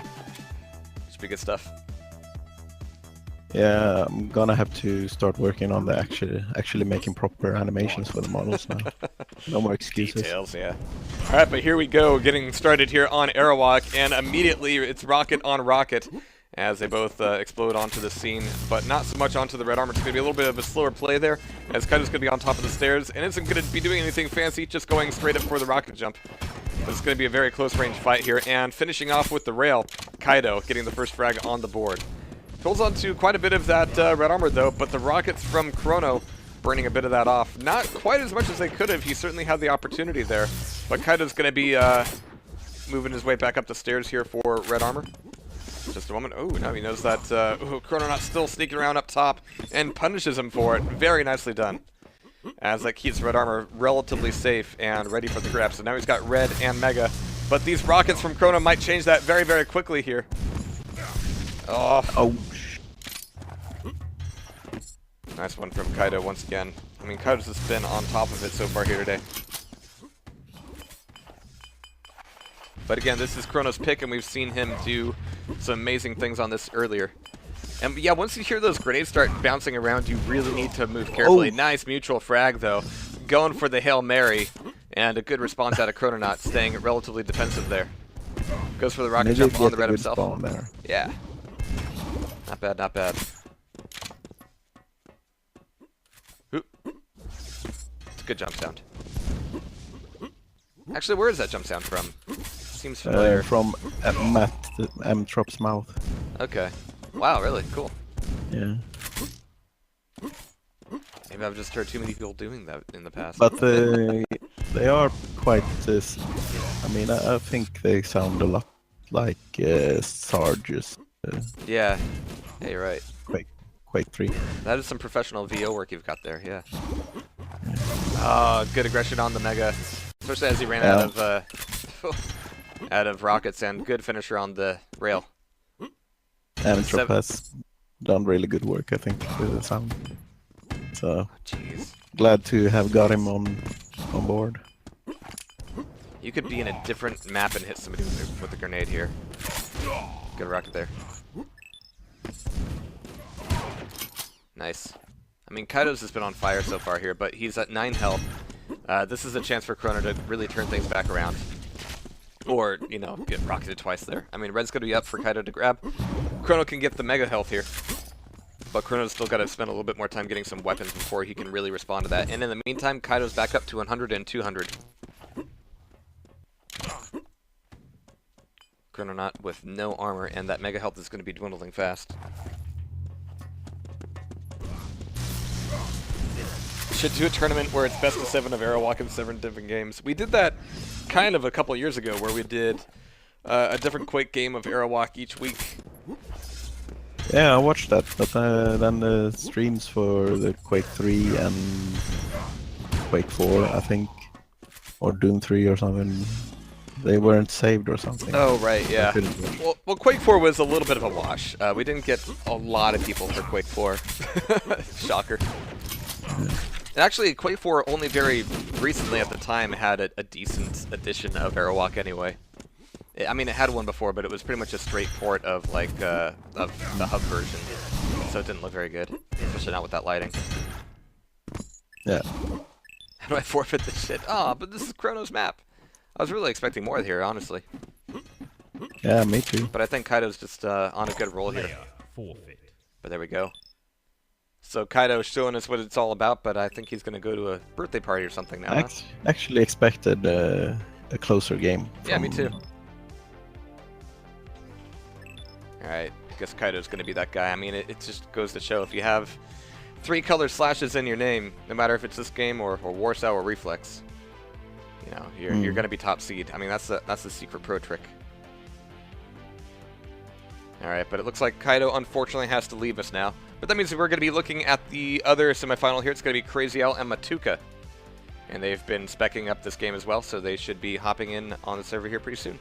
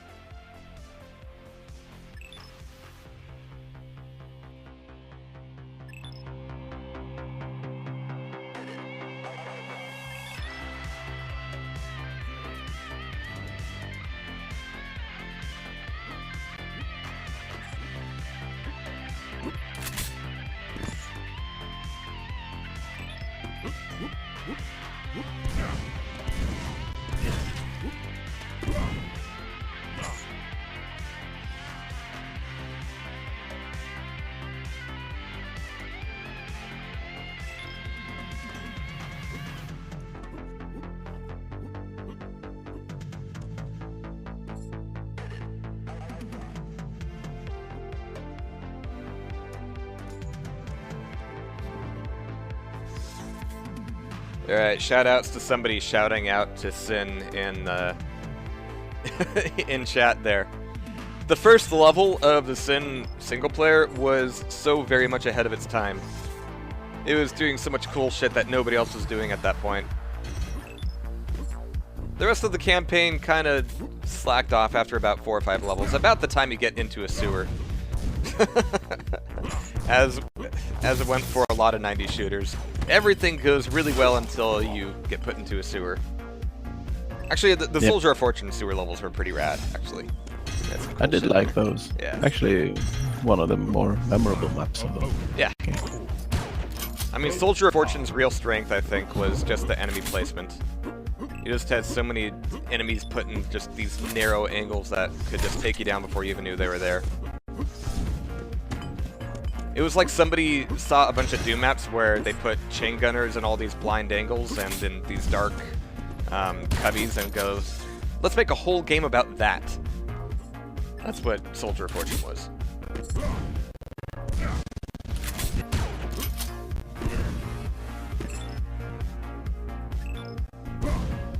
Yeah, the most experience I have with the Sin deathmatch is actually the Doom wad that ripped the Sin weapons. It was actually pretty cool. It was overpowered though, like the regular shotgun was like 1.5 times as powerful as the super shotgun. Unbalanced a lot of maps, but it was a good rip. Alright, enough of my yammering. We've got Crazy Al and Machuca coming up here in just a moment. The other side of the semifinal bracket here on the upper side of things. We've got Chrononaut waiting in the wings. Yeah, so we have Nutter jumping in for a buy, okay, someone cool. who. So he'll be playing Snoo instead of Kaito Gotcha. or Chrononaut, I think. Would it? Okay, good.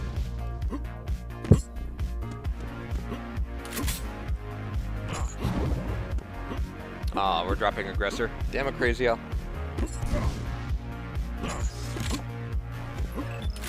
Yeah. He's afraid. Machuca shouldn't drop Fuse against Crazy Al. Crazy Al would have dropped it for him.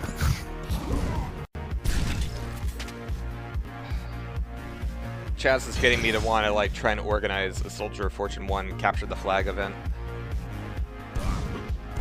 Okay, duel 1 first. All Duel right. 2 and then duel 3. Sweet. 1, 2, 3. Yeah, I really can't wait until that new version of which duel was it? The one that's kind of like Vertical Vengeance. Duel 4. Yeah. Okay. Nagelfar it was called, but I'm changing the name Sure. to it. To This is something such else. a good layout. Yeah, I hope. I liked how it played a lot more when I. Yeah. Right now it was a bit too open, I felt. So I've Sure. narrowed it down a lot. But I thought mid-area had a lot more mix-up in it than just stomping. Had a lot of good opportunities. Now, I haven't played this one too much, of course. But I do dig that teleporter that takes you to rocket launcher and has you point like straight down. That's a trip. Yeah, people get thrown off by that in the beginning, but it's quite easy to get accustomed to, because all you have to do is just move the mouse up. Well, I used to play Prey multiplayer, so it's no problem for me. That game had literally too much going on in the multiplayer. You had like the portals, of course, which was really innovative. Walking up walls. Yep. You had the wall walking, you had the spirit walk, you had vehicles. You had the weapons with the various ammo types. It was insanity.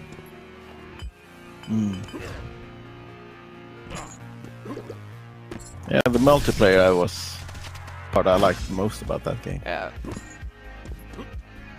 I mean, it had so many toys, it actually really did feel like a follow-up to Duke 3D's multiplayer. No shrink rate, but, you know, it had a lot of other good stuff going for it.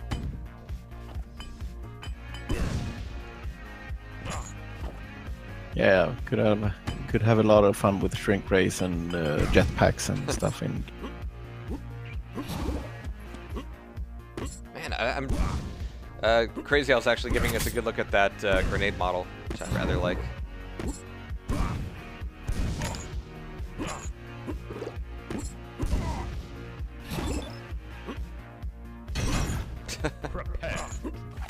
I don't see too many maps where you have like gears moving under a glass plate. There's like match 1 in Quake 2. 3. There's a few others. 1. It's good to see that theme though. But here we go, getting started here. We got Crazy Owl getting a spawn on rocket launcher, red armor. Of course, there's 2 rocket launchers in the map, but Crazy Owl's got himself a pretty decent start here. Now over on the other side, we've got Mega and other rockets for Machuca as well as the LG. Plenty of ammo as well. But the long-range fight might be a little bit more on Crazy Owl's side as he's got the rail, but Machuca's doing what he can to close that gap as quickly as possible.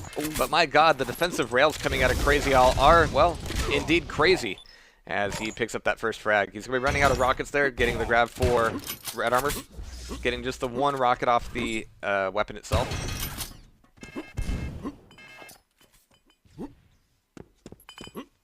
And now wondering, I've got 1 rail, I've got no rockets.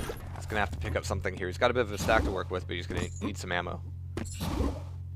Now in the meantime, Machuca doesn't have a lot of armor. He's got a bit of that Mega left over. Plenty of rockets, though.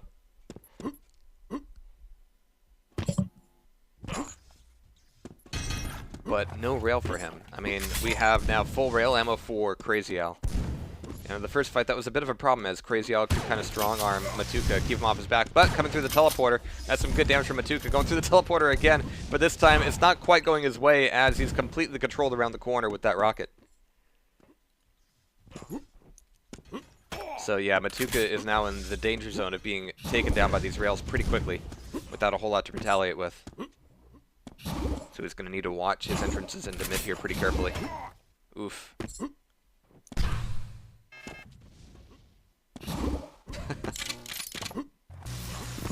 That's been the big weakness out of Machuca here so far, is that he hasn't really even grabbed much of the rail. His rockets have been solid, and he's been able to close the gap with Crazy Owl, but haven't really been able to make those fights go his way. I wonder if he knows where it's at. I'm sure he'll find out at some point here. Well, he didn't even look at the rail when it spawned right next to it, so... Poor thing. Alright, but there's the grab from Mega. Only got the 2 rockets. Not a bad shot there.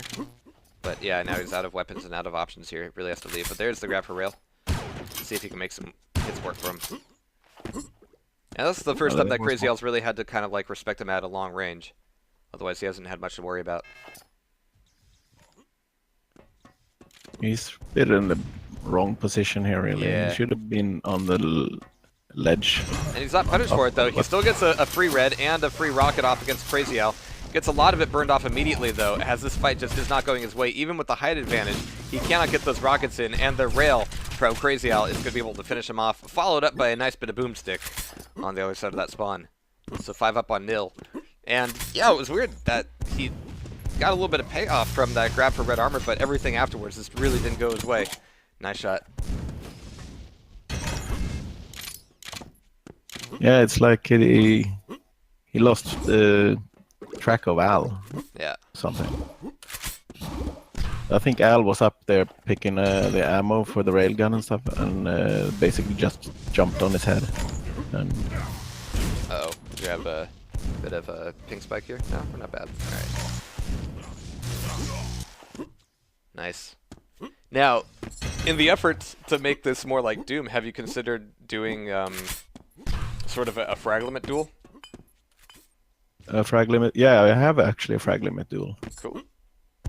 But I haven't worked on it so much yet. I want to make, because when we tried it, we came to the realization that the way it worked there with to be more like Doom with less, basically no pickups. Right. Made people play very defensive on these more quakey maps. Yeah, yeah. The map design would need to change to accommodate that for sure. So I started looking at making more Doom-style maps for that mode. But yeah, I'm sure some of the single-player maps you're going to be working on are going to be appropriate for that. Yeah. Go full Romero territory. Yeah. Cool. But and for those of you out in the audience who have no idea what we're talking about, in Doom 2 Duel, traditionally the way it works is that you don't have a time limit, really. You have more of a frag limit, and things like armors and health packs don't really respawn. So once they're gone, and it means that any damage that you do to your opponent is permanent, which means that, you know, even if you die, if you got 20 damage off on your opponent, that 20 damage is going to help you. Which really means it's a bit of a different pacing. And it can mean that it's really defensive, it can mean that it's really fast-paced, it really depends on the map and the pacing of the players, and it's actually quite viable. And still to this day, I think it's something that's rather unique to Doom 2. It's not really mimicked much in any of their games. All the games that came after it really had a very different, well, everything. Yeah. I mean, even Duke 3D, that is a similar engine in a way. Yeah. Had a lot more, had a completely different focus to how Doom plays. It also goes together with the weapon balance and the way you move in Doom. The step to Quake afterwards was so big. A big departure, really. Yep. People talked about it being just another Doom clone, but that's not. But we all know that's not true. Yeah. These days, of course. Well, I think people's general ability to distinguish one thing from a different thing hasn't gone up all that much. No, it's honest. more that when Quake first was released, people would play it like Doom, right? Because they weren't used to the options that was introduced to them. Nice. Alright, but Machuca's actually making a little bit of a comeback here. I mean, everything was started with that one rail frag. And, you know, it's only the 2 frags here, but it's meant that he's gotten control of red armor and quite a bit of ammo. And so if he can get a bead on Crazy Al, which is really the harder part, I believe. He's looking for the early rails here. Crazy Al's going to have yellow looking for the drop onto red. Oh, nice rocket. And yeah, that's when, like, Machuca, why are you leaving? That's the time to, like, hop in here. But no! There's the discharge. And I think he missed, but he got him out of the way. Yeah.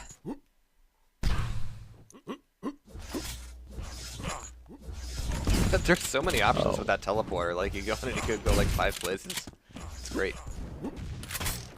Yeah, and if you get shot into it, you basically get shot down into the ground again. Yeah. Alright, but 7 frags between them. Just over 2 minutes here.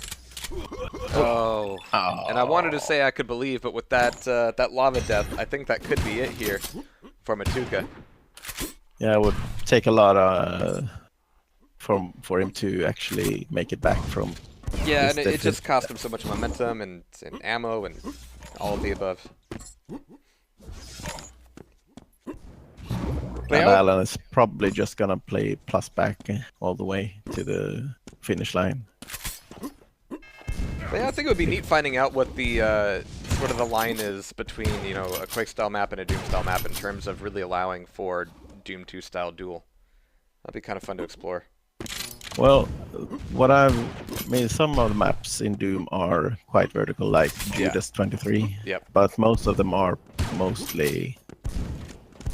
Well, I'm not sure if rather flat. that's the most essential thing, though. That's what it would be fun to kind of figure out. I mean, it's atrium size and the ability to kind of get into cover very quickly, things of that nature. Well, the way you have maps like Map 01, which is a very popular map. It basically 1 minute is remaining. a corridor connected by 3 rooms, so Yep. we are forced to meet up, basically. So it's hard to avoid your opponent there. Then there's also the BFG, of course. Right. The go-to weapons in Doom isn't the rocket launcher and stuff like Yeah, that. the SSG definitely takes the front stage there. Yeah, and the BFG is sort of like the spam gun. Yeah. All right, but 30 seconds left, and I think Crazy Owl's gonna be able to take the first map here against Machuca. And yeah, Crazy Owl's rails have been incredibly consistent so far here today.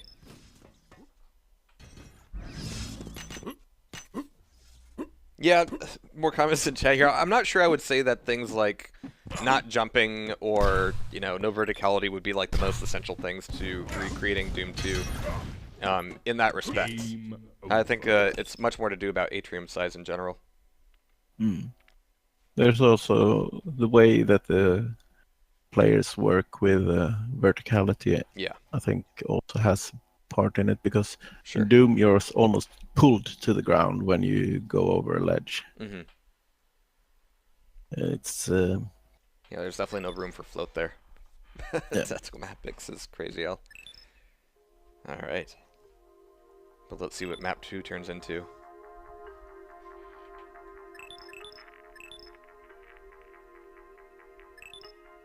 A vote has been called. Yeah, in the larger Doom 2 maps, you end up seeing the focus shift a little bit away from Super Shotgun to regular shotgun and chain gun, which isn't quite as bursty as a rail. So when you say that you're going to be adding a regular shotgun to the game, that makes me quite interested. And actually, you know, that's one of the reasons I'm kind of like raising my eyebrow with this whole Doombringer thing is, you know, it's built in dark places. Which means that you actually have a lot of options in terms of map formats and, you know, texture formats and sound and all that. It's actually rather flexible.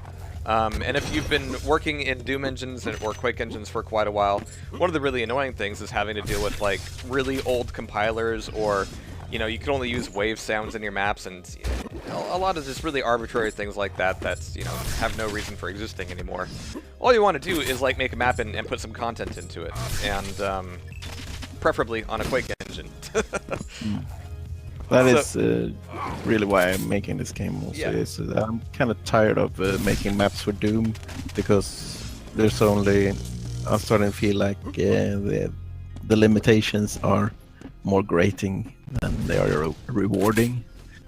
And it ends up... You end up making stuff because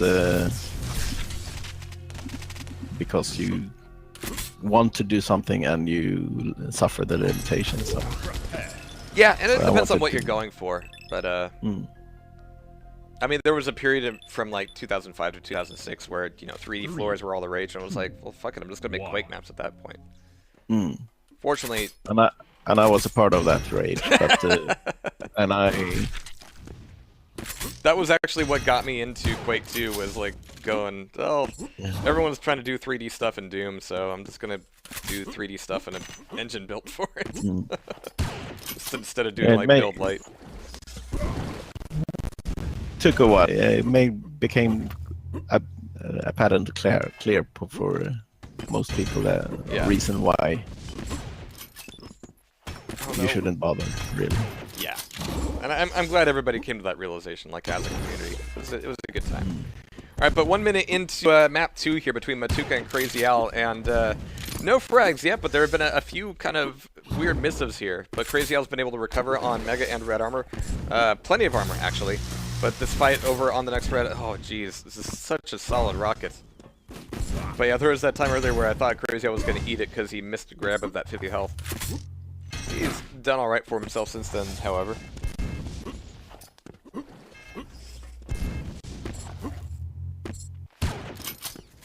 And now looking just to hold down this side of the map. He's actually being relatively conservative with his movement here. He's not really pushing into the yellow arm room. So that means that Machuca had a bit of time to prepare for this fight. And he hasn't been taken down just yet. I mean, Crazy Al still has a lot of stack to burn through. Machuca shows up on the rail just at the wrong moment. Alright, now with Crazy Al on yellow, he's taking a bit of rocket damage there. A little bit of self-damage. And is running out of rockets, actually. He's got plenty of LG, though.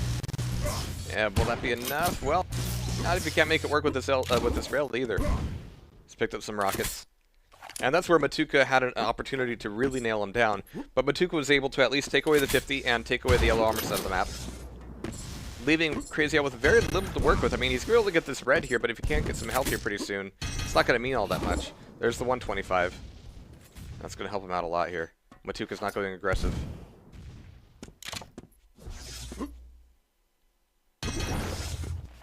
Oof.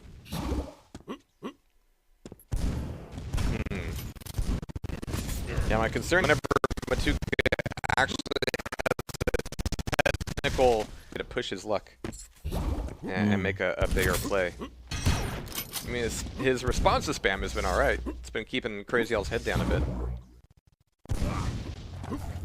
But actual aggression goes, we haven't seen too much of it just yet.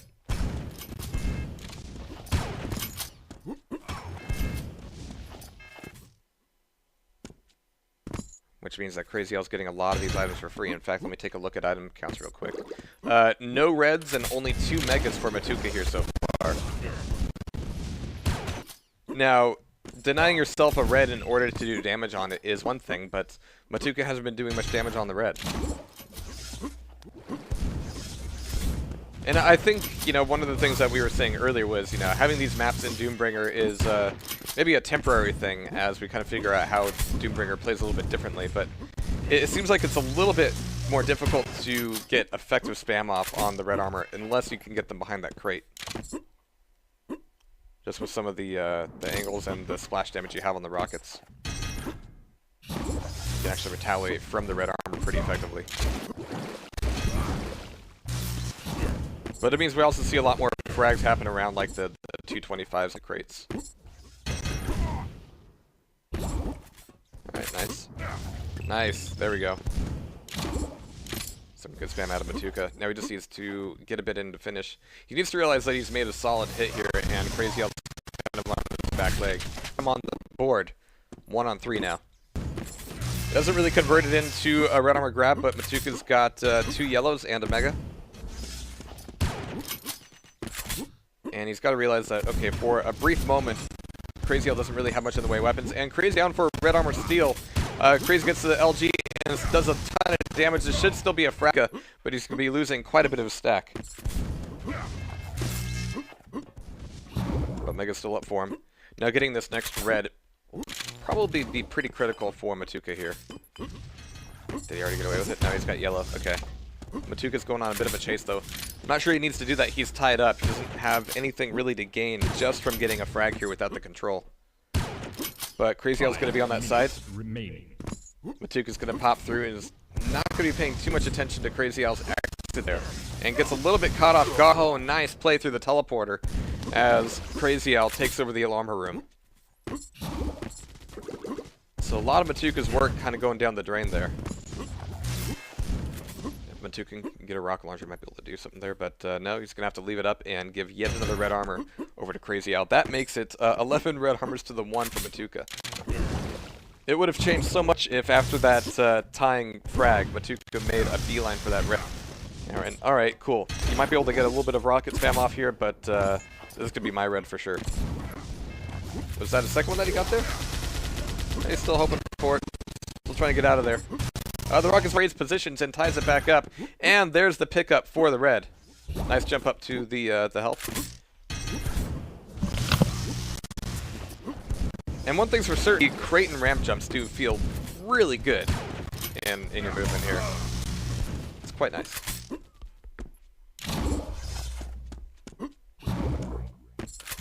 Alright, but 4 minutes knocked off. 4 minutes to go, rather, as we're tied up here 4-4. Make that 5-4 as Machuca is realizing just how good it feels to have a red armor under your belt. Hopefully that trend continues for him as he takes a small lead here. Nice rocket pop looking for the finisher on Crazy Al. Not going to get it. Has to chase through the teleporter and ends up eating a lot of that gut lung. It's going to give him some black lung here pretty soon. Oh, almost has a good response on the teleporter. And that LG has pushback. It's so good. But Machuca is chasing really hard. Fortunately, he's been able to beat Crazy Al off of the red armor. Just give him a little bit of time here. Not sure why he didn't pull the trigger there. You're not really firing those grenades so much as setting them free. And letting them chase their dreams. That's one way to look at it, yeah. Maybe we should add that as a sound effect. I'm free! That would be so good. That'd be amazing. Oh, nice rocket. Machuca needs to keep his cool, though. He's 2 frags in the lead. Doesn't have a great stack. Crazy Al's going to be breathing down his neck here at red here in a minute. And Crazy Al's coming through now that he's got 2 pairs of yellow. Oh, that was a nice rocket. Jeez. Alright. Takes him off of the red and manages to get the red himself. Just to watch that acid, though. Machuca's got not a lot, actually. He's got LG. And baits him up into it and does a ton of damage there. 47 health left over for Crazy Al. Mega's up and he's going to take her for it. Yeah, Crazy Al's movement here is looking pretty impressive. Very comfortable. Yeah. Crazy Al is actually quite good at the whole movement thing, in my opinion. Plus, since he's the one who has played the game the most, outside of me, of course, he is pretty familiar with how to do it. Right. But I'm pretty sure that both of us has a lot to learn from someone like SmileSight that just managed to find all those idiosyncrasies. Good rocket. Do it. Is it me or do the Gibbs take a little bit of its inertia from the shot that killed him? 1 minute remaining. Like I've seen the Gibbs kind of fly out to the side and down sometimes, and sometimes they go up. Yeah, I think it may. Yeah, I haven't really.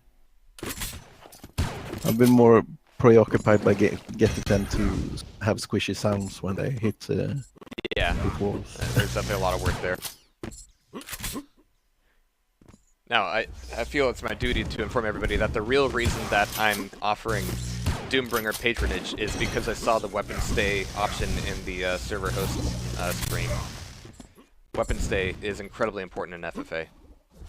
Yes, I agree. Hey, we can start a club. Yeah. I try to get people to set up FFA servers in Quake Live with weapon stay, but they wouldn't have it.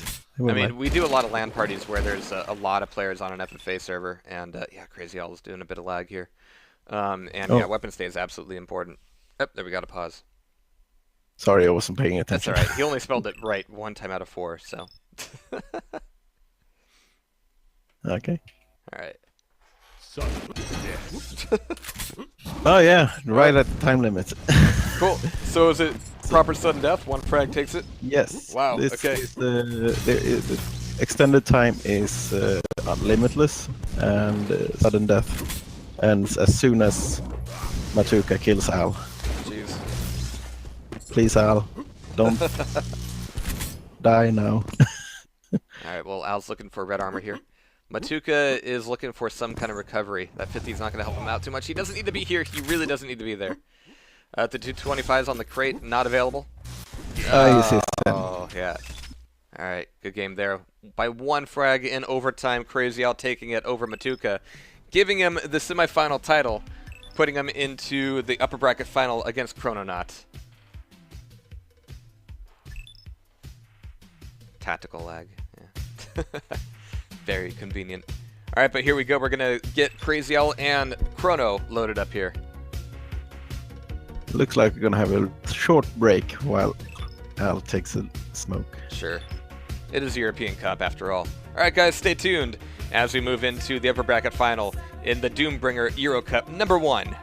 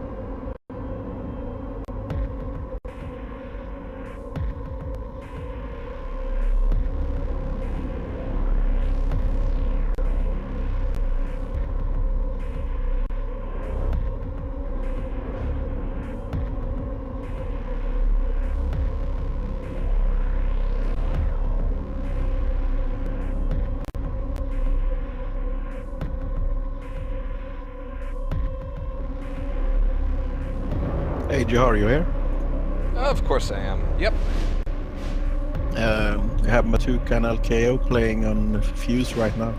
Okay. Are we gonna hop over to lower bracket game while these guys get ready? Yeah, I can. They have played for 2.5 minutes up, so Okay. it's a close game on Fuse. Sure. What server is that? Let's see. That would be server 2000, the one with 26001 at the end. Alright, cool. See if I can get over there. Alright. Just have to give us a shout before they do their upper bracket final here. But this will put us in lower bracket semi. Alright. LKO is currently winning against Ka. They're a very, very tenuous lead though. Is this map 1? It's a best of one Oh, okay. lower Of course, bracket yeah. game. Alright. So this is the map. Alright, cool. So yeah, 1 frag in the lead here for LKO. But I'm going to be watching Machuca here as he's got rockets and rails and a bit of height advantage at this point. As he's looking for some... Anything he gets is certainly not going to be for KO. Makes his way over to Mega. Gets the grab and gets a solid through the teleporter. A little bit of plus forward there. Didn't go quite the way Machuca wanted it to. Giving LKO a nice 2 frag leader as well as a ton of stack. But as you know now, a couple of rockets can change that very, very quickly here.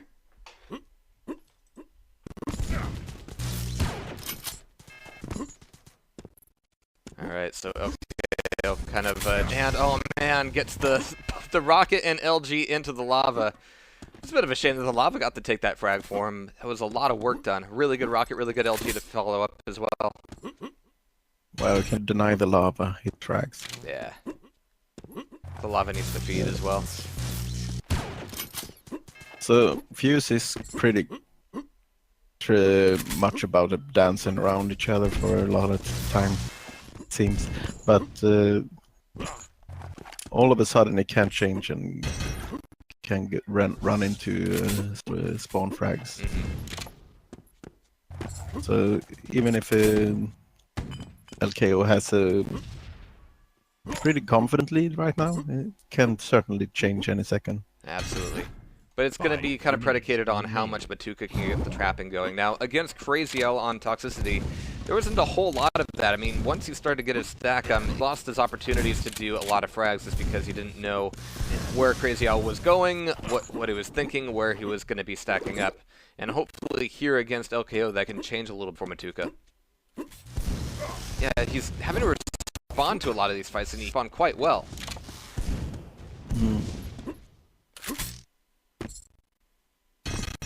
Alright, not getting a rail just yet. Machuca seems to be the one running to get some semblance of stack. Yeah. And LKO is more reacting to what Machuca is doing right now.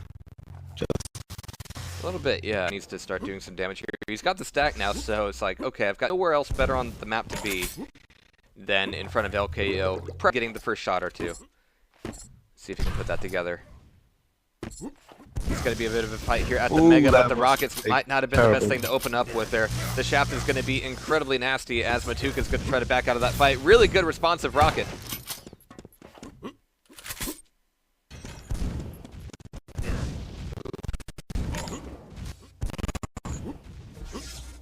There goes all of his stack, and in the meantime, LKO is going to get that. Oh, almost gets that Mega for free.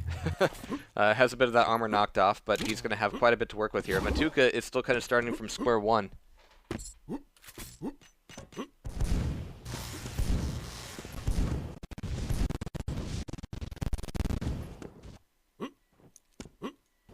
Alright, but not a lot of time left. But not a lot of frags to keep up either. I mean, it's kind of amazing that Machuca took so much damage in that fight, but managed not to die. But diving down here, why?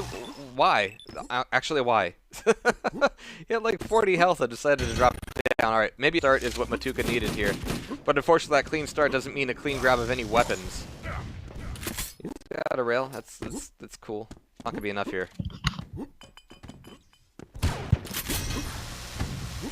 I think LKO actually helped Machuca up there. Yeah. Alright, but not a lot of time left here for Machuca to make a move. He's really opening up with a lot of these rockets that could have been rails or LG. Yeah, we got that nice washing machine Gotland gun. Alright,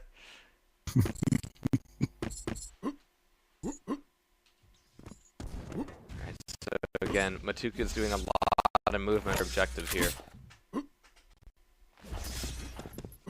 He's looking for LKO. I'm not sure if that's what he needs to be doing, actually. Doesn't really have the stack to justify these fights. Nice That was SG. perfect engagement for LKO. Yeah. Got plenty of LG and without taking any damage at all, actually. Alright, it's left. Still only 5 frags, but it would take a string from Machuca right now. Plus forwarding with no armor. Like, no armor at all. Good launcher. Yeah, alright, that's gonna be a rough spawn frag there. Just gotta believe in the fists. It's not gonna happen, though. Alright, so that could be a game here, and it could be it for Machuca, making it all the way up to the upper bracket semi, but LKO might just be fighting his way out of the lower bracket at this point. Yeah, this is a bit of the turn of events, but of course I don't know LKO from before, so it's for him it might have been perfectly expected. Yeah. So, but I actually thought I would see Machuca in the 1 minute remains. if not the grand, at least the semi-final. But he's still trying to just chill KO, and LKO so far is the unchase. Now, I guess the real question is when you're going to be adding champion abilities to the game. Yeah, someone suggested we add different movement physics to, and a burrowing feature, so you can burrow into walls and go around, and then jump on the people. Sure. And Just like another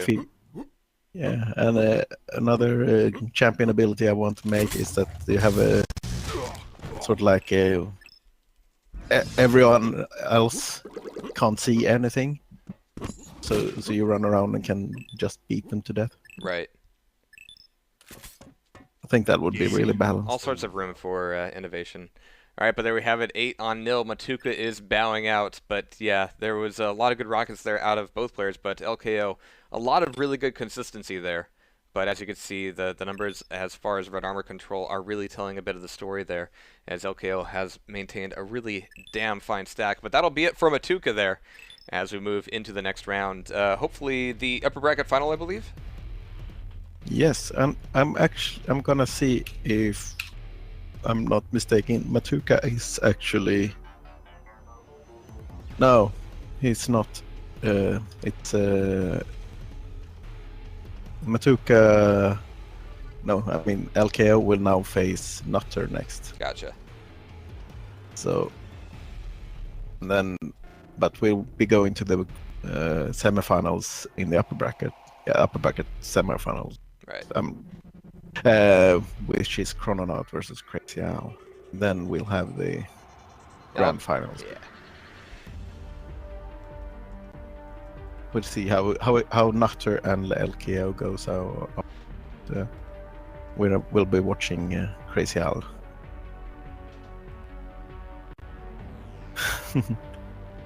Machuca says he hasn't played for 6 months, so wow. That's yeah. That's still a good showing then.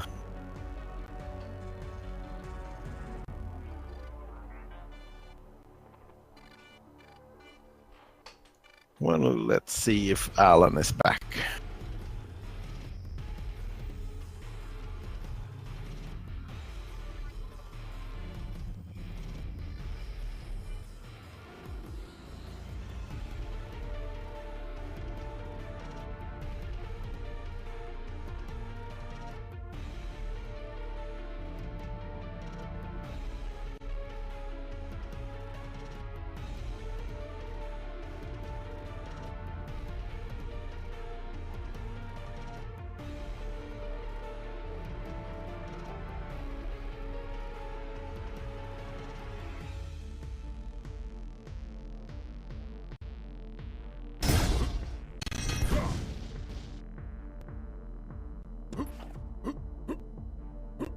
Okay, Alan is back, so we can move to the other server. Alright, right there with you.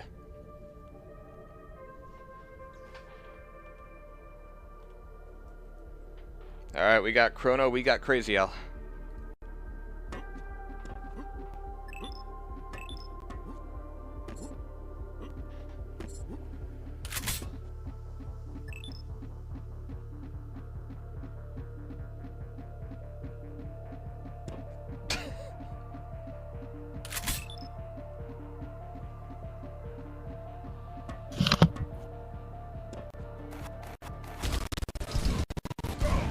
Whoa.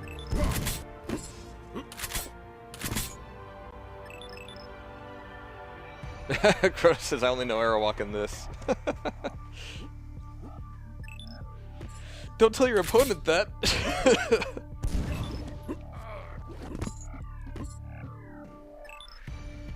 Alright, Crazy Al's being a gentleman. Dropping fuse.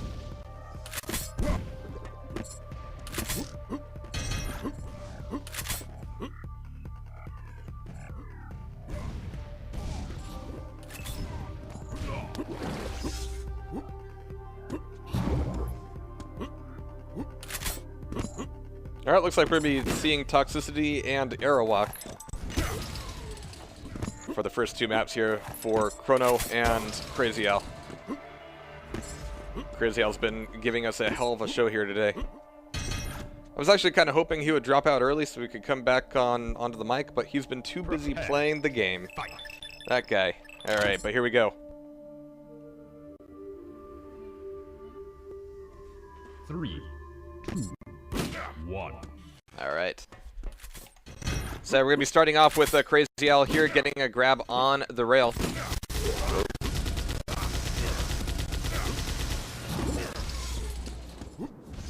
But things are a little bit nuts right now as there's a lot of pressure coming out of Chrononaut, who gets a nice rocket pop to the left and doesn't quite turn it into a frag, but at least they're back up here 0-0. Alright, so switching over to Chrononaut here. Hopefully he can make this a bit more of a sane game, but that might not be in the cards for him here.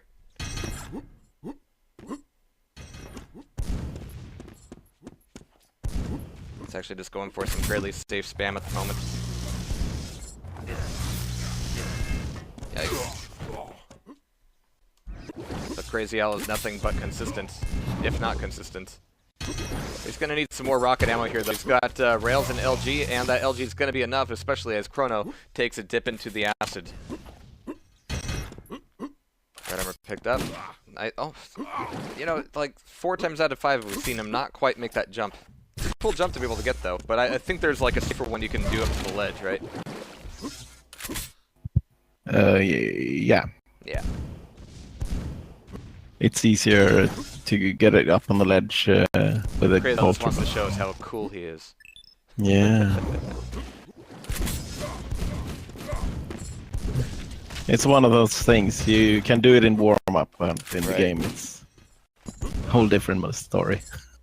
Alright, but good grabs there. Crazy Al still on top of the armor control fairly nicely. I like that light under the grate that comes through the water, too. Good stuff.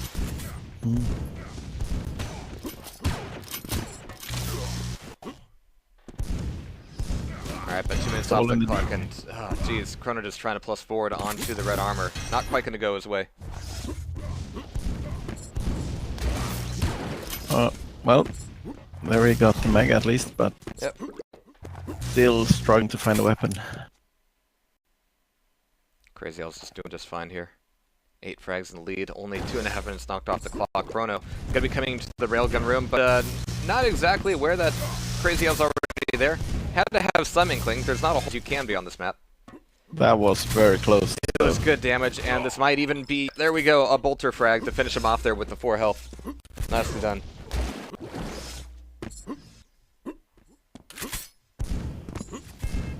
Alright, so Chrono's trying to turn that frag into a bit of armor control here. I just realized there's only been 3 minutes of this map. Yeah, it's been a lot of action here. And Chrono's starting to see a little bit of a shift in, if not control, at least pacing. Oh. Uh, But again, a little bit of plus forward there where it's not exactly warranted.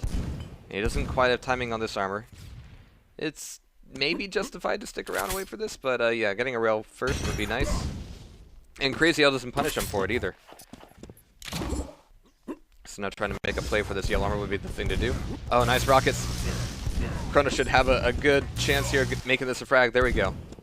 Oh, I'm sorry, that was Crazy L, making it 1 on 10. Nice. It's actually making more sense there. It was like, okay, Chrono's not actually making the punish. You do have to remember that I'm incredibly tired. It is an early morning for a Jahar. Thing is, Chrononaut is also incredibly tired, so that's his excuse as well. Right. Yeah, I don't believe he's slept this. Before the tournament started, he said he hadn't slept for 20 hours. Oh, jeez. Alright. I mean, there was an event horizon there where he just kind of turned into a rocket god. I think it's about the 18-hour mark, yeah.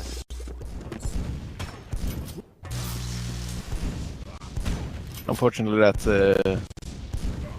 last about 5 seconds. Exactly. Fun. Alright. Couldn't quite nail on the rail. But Chrono's going to have 11 health walking out of that. The 225s are going to be up. You can take rockets at least. Water yellow might be a bit tricky. You can't get the pickup either, gets bounced over it. And yeah, there's Crazy. I'll make it frag 15. 5 minutes remaining. Crazy Al's really showing his stuff here. I mean, Yeah, he's been very consistent throughout the entire bracket. He's missing a few more rails here, I think, than we're used to seeing from him. But yeah, he's hitting 27% there. Not bad. Earlier today, though, he was doing quite a bit more. Oh, nice denial of the red.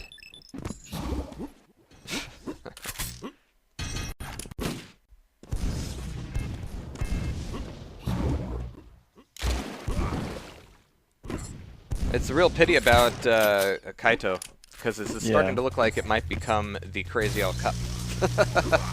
Unless LKO can give us some good surprises here, or Nutter even, you know, stepping in for Kaito. yeah, there's still room for surprises there. I mean, LKO did take that against Machuca quite convincingly, so... Player forfeit. Alright, but we're not going to be capping off toxicity just yet there, so 19 on 1 as we move into Arrow Walk. Let's see, who did LKO? Shout out to Rob Yeah, Rose, by the way, LKO for was- bringing me some coffee. Oh yeah. Yeah, LKO was Oh! knocked down to loser brackets by Kaito, so Right. there is 3, 2, there's a lot speaking for that he would. Oh, it's not Arrow Walk, actually. It's Aggressor. Nice. I love this map. Yeah. So But Chrono has said that he only knows Toxicity and Arrow, so I'm not sure how this is going to go for him. well, there's really not all that much to know about this map, right? Just enemy awareness, you know, that's all. I mean, it really does focus on that, almost at the expense of other things. I mean, just being able to anticipate corner play and teleporter play is everything. And if you can get a trap in red armor, all the better. Yeah, I have a player who's played a lot of called Yamasaki. He's very good at controlling the rocket launcher on this map, for instance. And he's One very health, good at and there's a spamming. crater. Nicely done. So Chrono's getting a little bit of a free ride here at the moment. Let's see if we can turn that into an actual frag. Top of the map with Mega taken away. Nice rail. We got a Crazy L. Chrono's going to have to recover and take away a yellow. Oh, jeez.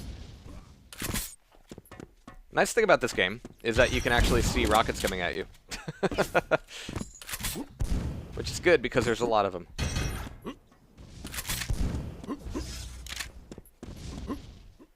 Alright, so Chrono's got himself a rocket launcher now and quite a bit of armor.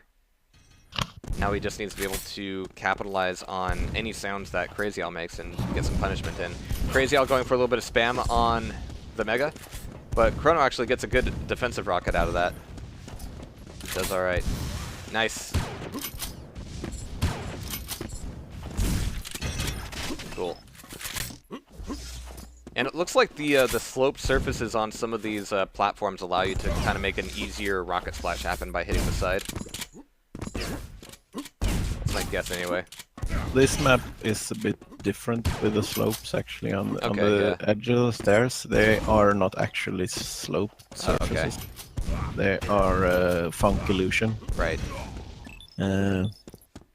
So you can probably see sometimes that rockets go through the lip of the stair. Okay. And I think it was Andrew who ported this map, by the way, before, when he was still a part of the team.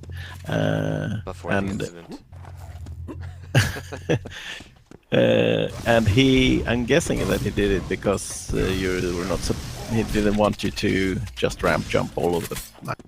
Like, you actually have to traverse the stairs, you know. Yeah. You can still ramp jump on the inner ledges though, so there's still. Oof.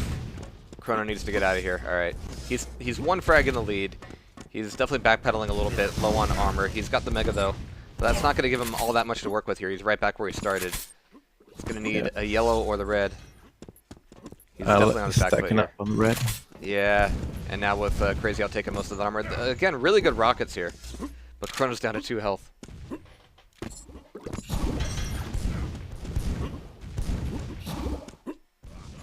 Is he chasing? Yeah, not much. Crazy Owl's being somewhat conservative, but Chrono comes around the wrong corner there, tying it back up 2-2, and Crazy Owl catches him on the spawn. That is a very satisfying gib sound. Woof, nice. Alright, so... If you listen carefully, you can also hear the blood squishing. Yeah. Hear that splat sound. Alright, so 2 frags up for Crazy Owl. He's starting to get into a bit of a rhythm here. Chrono will need to pull a bit of a Hail Mary in order to do some real damage.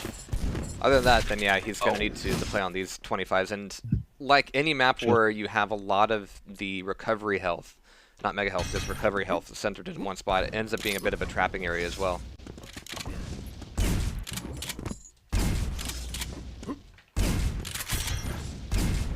Oof. Alright. He's not getting too much out of that shotgun, so Chrononaut allowed to escape a little bit there.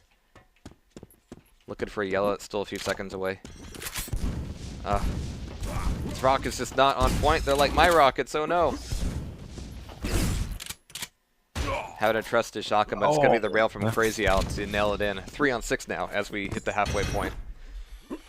I think Chrono had gone after Al there instead of the Mega. I think Yeah. Minutes would have remaining. been right call. Al was pretty low, but and Chrono had the height advantage. Yeah. Which is a tenuous thing on Aggressor. I mean, it can change hands very quickly, but it's also about, you know, choosing when not to dive down and when to not push out to that platform where the ceiling splash can get you. And yeah, so far, Crazy Owl has had that enemy awareness edge there. Haven't seen him surprised by Chrono too much. Oh, really nice spawn rocket. Jeez.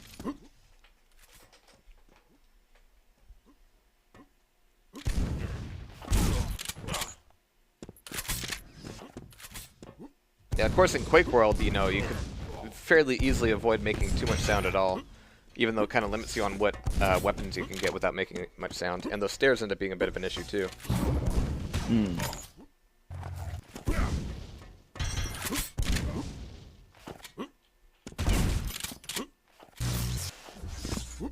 Alright, so Crazy Owl's just going on a little bit of a free chase there. Nice air rocket.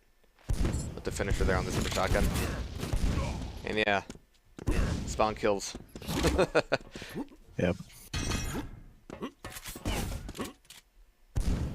But again, I mean, Chrono, get a rocket launcher.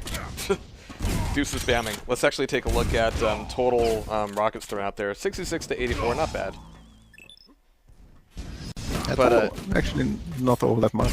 Yeah. Well, of course, it's only been 6.5 minutes yet, so.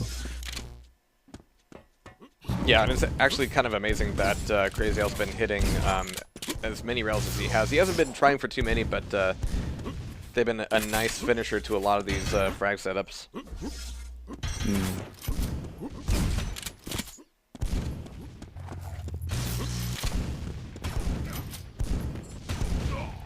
It is. I find it really hard to find the good rail angles on this. Yeah, But they're very most situational. rails you shoot are vertical ones in the mega area here, Right. actually. Yeah, you can look for that rail as your opponent's going for Mega from the little cubby stairway there that connects the two atriums. But yeah, there's not a whole lot else. But there hasn't been a whole lot of punishment for any Crazy L's red armor pickups either. Which is one of the more exploitable red armor setups in the game, in any Quake game, really. Oh, now we Didn't trapped need in to be some. down there.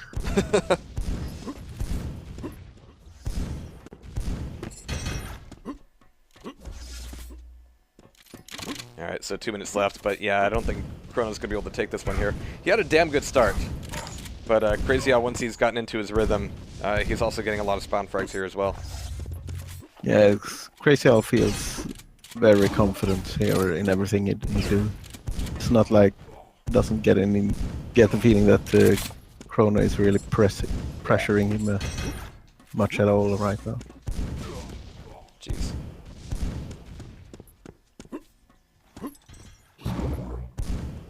And I guess the fatigue is getting to Chrono as well, so... Yeah, I can relate. But it doesn't really look like Crazy Al's let up all that much. He's been, again, nothing but consistent here. Yeah, I'm just thinking about how to kind of like recontextualize the Doom 2 rocket launcher into a 3D game, and it's not a simple thing. 1 minute. Just because. Yeah, the problem with it is that it's very extremely powerful. Yeah. But it's also in Doom it's very hard to hit with. Now, I don't know here. I mean, we see a lot of rocket jumps. Is there any rocket self-damage reduction? Not really. No. Okay. I mean, because that was one of the big things in Doom 2 is that in many of the smaller areas where the rocket speed wouldn't be much of a problem, the fact that the splash damage would hurt you too would be a problem. yeah, well, splash damage is. I've been thinking about adding to the splash damage, but I think rockets might end up being too powerful then, because. Well, I mean, the thing in Doom 2 was that they were too powerful, but usually it would backfire unless you know, either you're in a really wide open area where the rockets are really easy to avoid, or you're in a really tight area where the rockets are just too risky to use. Now, of course, that's all on a single plane, and once you add verticality to that, you know, the equation changes a little bit. So, still a bit to consider there. As soon as they added looking up and down in the... Yeah, that ruined everything. Yeah, mouse look just killed everything. All right, but we got. Oh, did Nutter actually end up playing? versus Chrononaut. Okay. And LKO, like I said before, was put down into the losers bracket by Kaito. Yeah. So we really have no idea how, but he's been playing really well against the. Did Nutter actually end up playing for Kaito? Yes, he played versus Snow and won that, and Right, then he but played it's a best of versus one. LKO, and LKO won that. All right, lower So- bracket final it is then. So Chrononaut has one more chance here to kind of get a second win. LKO though, I mean, he's been fighting this through. I mean, he got dropped down in the second round against, you know, none other than Kaito, but you know, who wouldn't? So he's been doing a lot of work in the lower bracket, making his way through, and Chrono might be the one to take him out. If not, it's going to be a LKO Crazy Al final. Well, let's see if I can find that.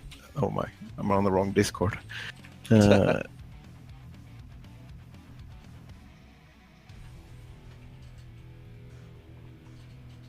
We're on server 1, isn't it? Or is it 2?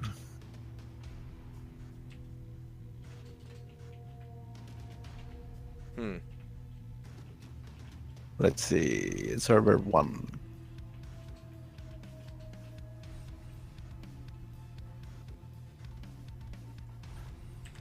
So is that port 0 or port 1? No, it's port 0, Okay. I suppose. So we should be here. Yeah, Chrono's here. Chrono says, I want to sleep so bad. I'm right with you there, buddy. Well, it might be over for him. He might get to sleep soon, very soon. Ah, there we are.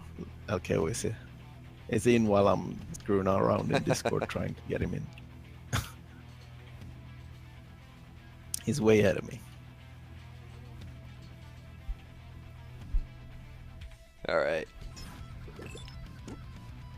I like it.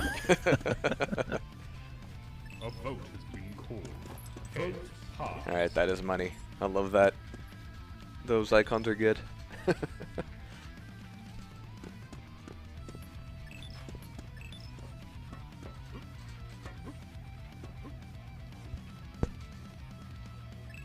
Alright, so coming up, the lower bracket final between Chrono, who is dead tired, versus LKO, who has actually been pulling his weight alright there in the lower bracket. Let's see if he can keep it going.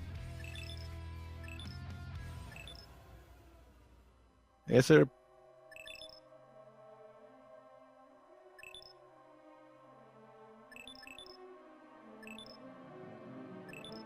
Did you get head? Yeah, it was heads. I mean, I didn't get head, but, you know.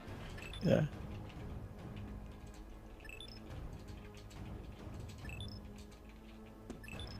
I mean, it's in the chat, in the console.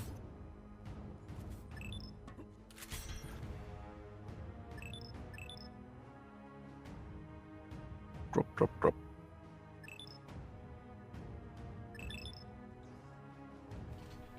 And is this one best of 1 or best of 3? This is best of 1. Okay, gotcha.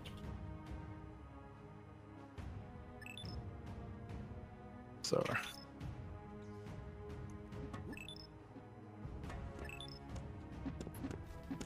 Alright, Purgatory's out. Aggressor's out. Oh. Want to see a good close aggressor game. Fuse is out. Alright, Arrowwalk and Toxicity. It's gonna be Arrowwalk, alright. I'm glad that we haven't seen too much Arrowwalk. Yeah. I mean, I was a bit worried that it would be the staple map. There's only been a few, actually.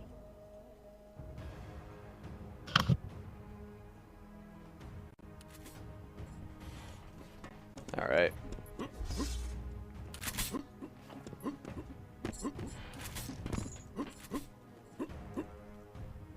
Prepare. Fight.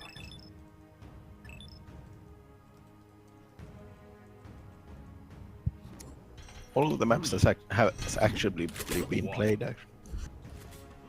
Yeah, it's good to be able to see all of them there. I still want to see like a much closer aggressor game, but maybe in the final even. But here we go on the lower bracket final. We've got Chrono and LKO. This is going to be the one map, one chance for either of them to either make their way back up, well, from one loss early on or one loss later on. Chrono, though, might have to find his second win here, but watching LKO here so far, his movement is doing all right. With the one frag under his belt here. Chrono still plus backing a little bit here, and so far it's been a little bit more about, you know, he wants to fight, but hasn't really been putting in the work on getting the stack here. But really good rail there. Didn't even have to zoom in for that one. Oh no, Chrono. Oh. Alright. I think that's how it goes now with Chrono. First frag and then suicide. Yeah, not a really necessary one either. I mean, LK wasn't exactly breathing down his neck for that red. He could have gotten some health there too. I think actually the 225s were available there as well. So. But hey, those grenades, they keep going. Oh, jeez. That's some good response on the rockets, but Chrono's going to be rather low on the rockets. And the last one doesn't exactly connect either. Ah, looking for the ammo, but ends up getting a rocket from LKO instead. 0 on 3 now. Gonna keep watching Chrono out of the spawn. And get himself a grenade launcher. No armor, no mega. LK was struggling with it. Oh, jeez. One grenade is all it takes. Beautiful. LK was struggling with that red armor jump. Alright, so Mega's going to be up, and LKO is actually pushing in on it, and Chrono's able to get a good punish there. So now, with a bit of Mega, he can probably move back in towards Red, as LKO is going to be moving to the other side of the map. Red's not going to be up just yet, but he's got rail, so he can probably pop up on the top and look for some free damage. Or at least prevent LKO from moving in on him there. But he's going more for the fight now than he is for the item. There's a nice rocket jump to get the armor. Nicely done. I'm going to pretend that was intentional. That was very smooth. Alright, nice. That'll tie it back up here to 3-3. It looks like Chrono is indeed finding a second wind.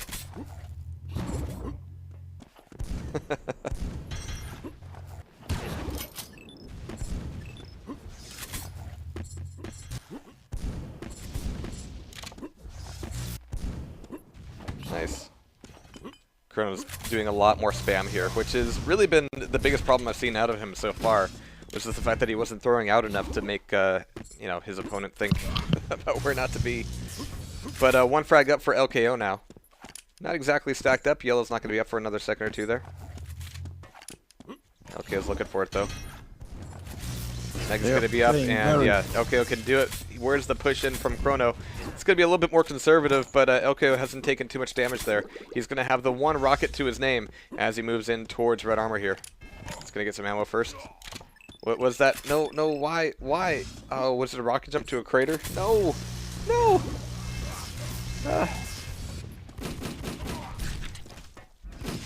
Alright. Here we go. Alright, Chrono's at least able to get 2 armors off of the spawn.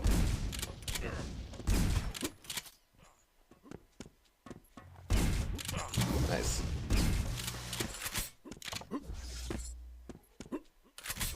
He's got a decent stack here, and he's got rockets now. There you go. Just, yeah, start throwing them out. Just hold down that mouse button. Gonna get something good, especially if he starts switching to grenades. Alright, this is good. LKO didn't exactly have a beat on him there. This is good aggression. It's gonna try to force him through the teleporter. Which is okay, because he can make it back up towards red. Oh, nice! LKO gets a little too aggressive there. And we actually have a spawn frag for... No, not quite. Doesn't have a rail either. Oh, he can't peek through the window. Alright. But yeah, he can throw his weight around on top of red armor. So that's fine. It's not giving up too much there. He's pushing in for a fight here? Okay. Sure. It's gonna give up a lot of health. He still doesn't have a rail, so he can't really do too much from down there. I don't think... okay, we got that rocket, though. Got that red, so nicely done from Chrono. That'll tie it back up here, 4-4.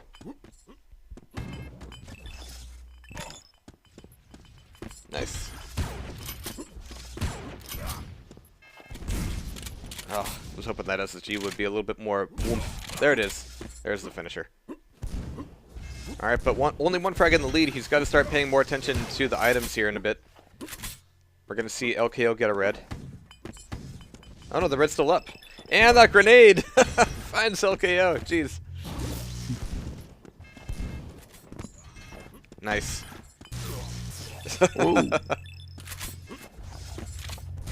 Alright, this is a good run out of Chrono. Hopefully he's not giving up on Mega here completely. Yeah, he needs to push in for those 225s. He's going to be out of armor. Yeah, Mega's going to be taken away by LKO. This is a good chance for him to maybe turn things back around. Chrono's still on the plus forward, and he's realizing maybe I don't want to be doing that. He still doesn't have a rail, though. No ammo for him. Whoa. Okay. Alright, yeah, he can spam here. He could buy some time. The 225s aren't up. He's gonna need some more rockets here. So pop it through the teleporter. Is the rocket pack there? Nope. Oh, it just barely avoids that rocket. There's the rocket pack. Go get it. You only have 2 rockets. Oh, the one grenade! Will the second one finish him off? No, but alright. Still needs more rockets though. Didn't get the pack. get some more armor here at the very least. He's got an okay amount of LG here. But yeah, not a whole lot of other options for doing this long-range pressure. Oh, he still leaves up the ammo pack. Oh, jeez.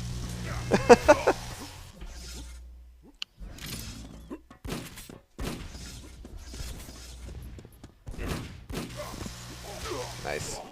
Alright, so... yeah, you could see the fumes coming out of Chrono there as he was kind of running out of gas. But LKO, if he can't take this frag, it's actually going to be mutual. Okay, so Chrono now takes yellow. Green's not going to be up just yet. There's rail pickup, as well as rocket. Yeah, that jump is so easy in this version. Which is nice, because it's actually important to make that cross just for either weapon or ammo control there. Alright, but two frags behind for LKO. Make that the 1 as we hit the 2-minute mark. Oof. And this is where Chrono plus forwarding could really hurt him. Needs to calm things down a little bit here. We're tied up 9-9. Nice.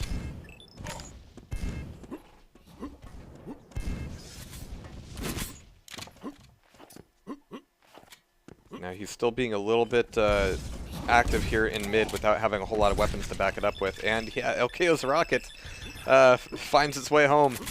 Minute and a half left. We've got LKO now taking the lead, 1 frag up.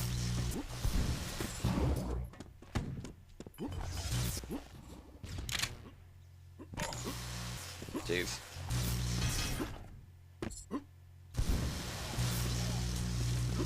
Nice.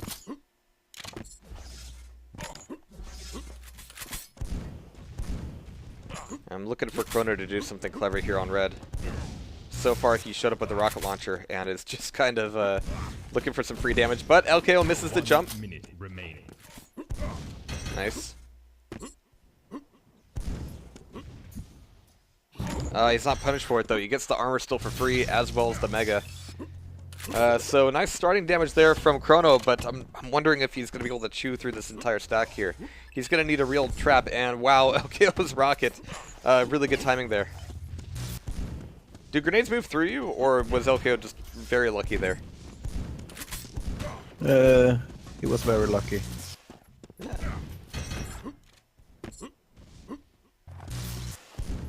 Alright, but yeah, 20 seconds left here. Now, unless Chrono can get some nice spawn frags, which, you know, I don't blame him for going plus forward at this point.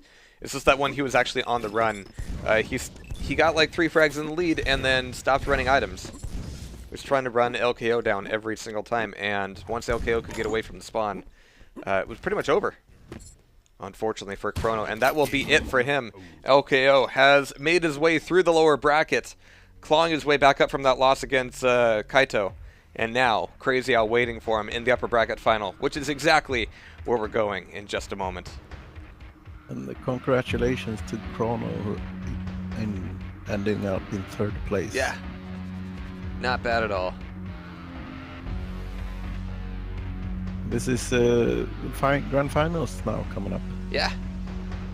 So what have you thought of the cup here? Me? Yeah. Have you gotten what you wanted out of it? Oh, yeah. Good. Definitely. Would be nice to see Kaito stick around. Yeah, And shame with Rama not being able to play, etc. But there's always such things with cups. And Exactly. I think it's been I think it's been better than I expected it to be. Yeah. For sure. It's always a little nerve-wracking, kind of putting it out there Yeah. in a tournament setting for the first time. Yeah, with a lot of people who tried the game. A lot of them did. Some of them didn't like it. Some of them did like it. So I'm glad that I'm happy with anyone that tries it. Yeah, they don't have I to mean, enjoy it. I've kind of got myself in a place where I have to be aware of the nuances between all the different Quakes, and I like to think that's given me a bit of perspective on, like, oh, well, what do things like, you know, having almost no ammo come off of the weapon spawn actually mean for the game? And it actually means some pretty neat things, I think. And, of course, you're going to be adding single player, you're going to be, experimenting with a few different kinds of duel. I might actually want to try my hand at that, kind of taking things like the Doom 2 duel pacing and all the things that comes with, and trying to port that over, because it hasn't been done before. I mean, yes, we have seen Arrow Walk in a million different games, and actually this is a pretty damn good rendition of it. We've already discussed the colors and the lighting a bit, and it's all really solid stuff. This is not like dev art stuff. This is really good shit. But yes, we have seen Arrow Walk in a lot of maps, but there's a lot of things that Arrow Walk in a lot of games, but there's a lot of things we haven't seen since the days of like Doom or Blood or Duke. Yeah, and that is a lot of what I wanted to do, is to bring back some of that I think has been lost. And there is a lot to be said for, even if this was like a Quake Live clone, it would still be a Quake Live clone where, you can mod the HUD and the models and the assets, and, you have some other map tools available to you, all that stuff. There's a lot of value there. Yeah, and I mean, anyone who sets up a server has a lot of tools at disposal as well. All the weapons and stuff is actually decided on the server side, right. So you can have a lot of fun with the balancing. For instance, you can create your own game modes and basically set up the game in a lot of ways that I haven't. Yeah, a lot of it has been, kind of carrying forward the mod tradition of Quake, which is something I don't think we can realistically expect from, the AAAs and/or id Software anymore, for a lot of reasons. Some I can understand, some I really don't agree with, but it is the reality of things. But it is something I think is important not to lose moving forward. And yeah, having something where it's easy to get in, easy to mod it, easy to kind of play around with different modes is really important. And I was actually very sad about the passing of Warsaw, because I think on a technical level, it was pretty much where it needed to be as far as being that game that was, a modern format with, a decent scripting engine. Not Quake C, but it had AngelScript, which had a few advantages. I mean, Warsaw, its biggest problem was that it was like a 10-year-old property, like 11-year-old property, and everybody knew what Warsaw was all about, and so it really didn't get much attention after like release 0.7. So yeah, I was sad to see it go, but I think something like Warsaw, not so much in terms of the game per se, but in what the engine allows people to do, is really important. Yeah. Anyway, there's but my the rant. game is also it's a very tight and gameplay of Warsaw is very polished. It got polished, yeah. By the time it hit like 0.7 or even 1.0, like it got to a really good spot. It was really bad for a long time. Like when Warsaw started, it was a very low TTK game. It had a really heavy hitting weapon balance, and then it got nerfed all the shit for several releases. And I think that's when a lot of people kind of got turned off, myself included. But I did certainly come back. Anyway, I'm not telling you to do all these things, but just describing what I think is actually kind of like neat and important. I'm always open for criticism and new ideas. I mean, I don't pretend to know everything or anything like that. Well, a lot of times when you make a game, a lot of times when you make a game, you might have an idea, and then you try to sort of inch your way towards that idea, but you don't necessarily know exactly how you want it to be. Yeah. And case in point, yeah, we have chat mentioning the weak strong ammo in Warsaw, which was another thing I think turned a lot of people off of Warsaw. It was an idea, but it wasn't necessarily a really good one, which, I think there's something to be said for just having, the basic tools of Duel in play and not really needing to fuck with it that much, like in terms of like gimmicky things. Because, we love Quake for being Quake, and it's not like we need something new or a new, like, twist on Quake to make it, even more lovable. Yeah. So even playing this here today, it's been really solid stuff. The movement has a lot of fun things you can do without being too gimmicky, as we've seen. The weapons are a hell of a lot of fun. There's so much knockback. The grenades do a ton of damage. Shotgun's really satisfying. The sound and art is actually overall pretty just pleasing, to me at least. So what else do you need? Alright, Crazy Al's calling your name there.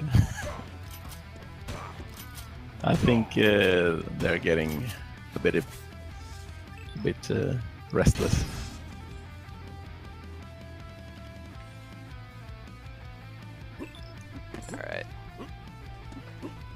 Alright. Yeah, it should be 2x best of 3, and if LKO wins one, then they play another, right? Yeah. Standard stuff. If Al wins, it's over. Right. A vote has been called. Pass. See, and the things that'll really start to differentiate these games for me is quality of life stuff, like having a coin flip graphic in the middle of the screen. That's what you need. That's where the real differences are. Alright.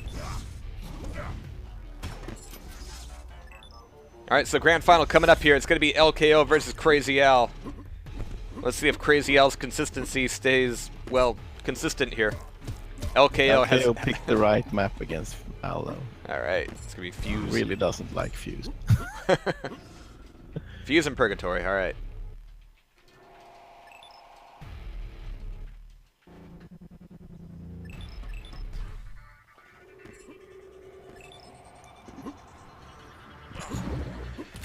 So, Fuse, Purgatory, and Toxicity. Alright.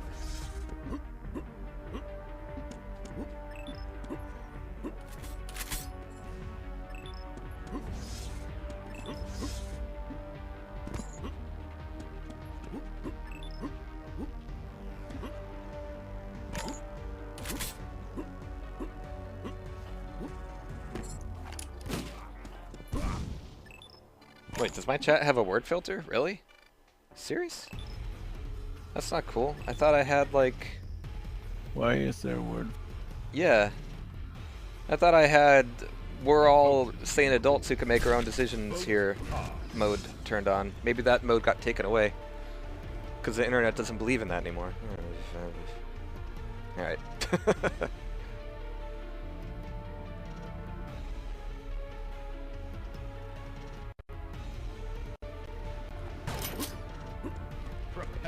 Alright, here we go.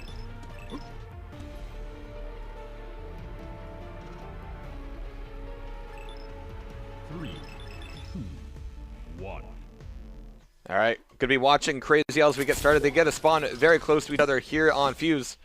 Crazy Al's gonna be popping through with the Gotlung gun, getting our grab on the Mega, dropping down for Rail, and getting a yellow. On the other side, we've got Rockets and Red Armor and LG in the hands of LKO. So pretty decent start there. Crazy Al with the slight edge on having the Rail. LKO might be able to find him and get some Rocket play in here, especially on this next play for Red Armor. He's going to be sitting on top here a little bit. It's a bit of an early drop, and Crazy Al was the drop. Doesn't quite get the Rail hit, though. So LKO, he's going to know that that's what Crazy Al's playing with right now. You know, that's the game he wants to play. So LKO's going to need to figure out either A, figure out how to get in close and make that fight about the Rockets, which should go his way. Maybe. There we go. The first frag going to him. And that's a Rail taken off of Crazy Al, at least for a little bit on the spawn. He's going to have Rail across from him as well as YA. But he's not going to have a really quick way to get any of this here. LKO's going to have a bit of an edge. He should be able to convert over towards Red. Nope, we've actually got Crazy Al on Red, and now he's got Rockets as well. He's like, alright, I know LKO hasn't gotten a Rail yet. Maybe he's going to come down and get one. LKO doesn't seem too bothered about that just yet, though.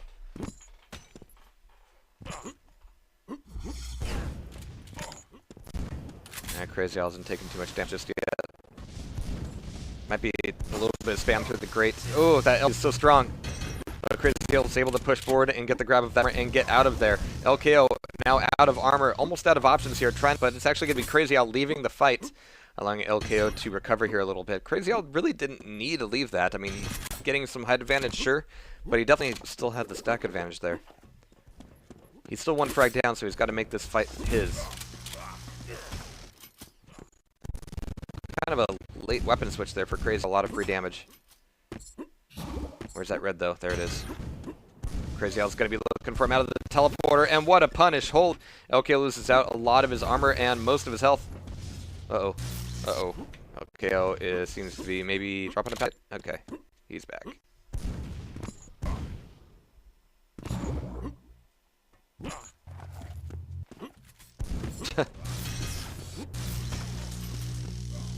Nice. Oh. Why is this fight? Okay. Not sure what Crazy Al thought he was going to get out of that, but we have LKO, 2 frags in the lead.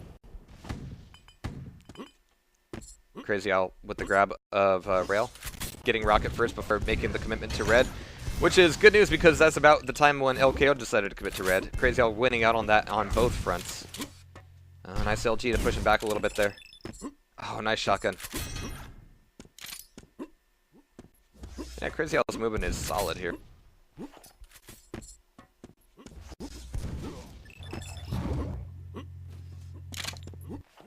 Alright, but that'll tie it back up here 2-2. Crazy Al eating a little bit of damage, but no big deal. He's pushed into a red armor. Can certainly survive that. Okay, still hasn't gotten himself a rail. Has he shot any rails here? 1. Okay. And he hit it. So, you know, that's cool. But it looks like LKO is hitting some intermittent latency issues.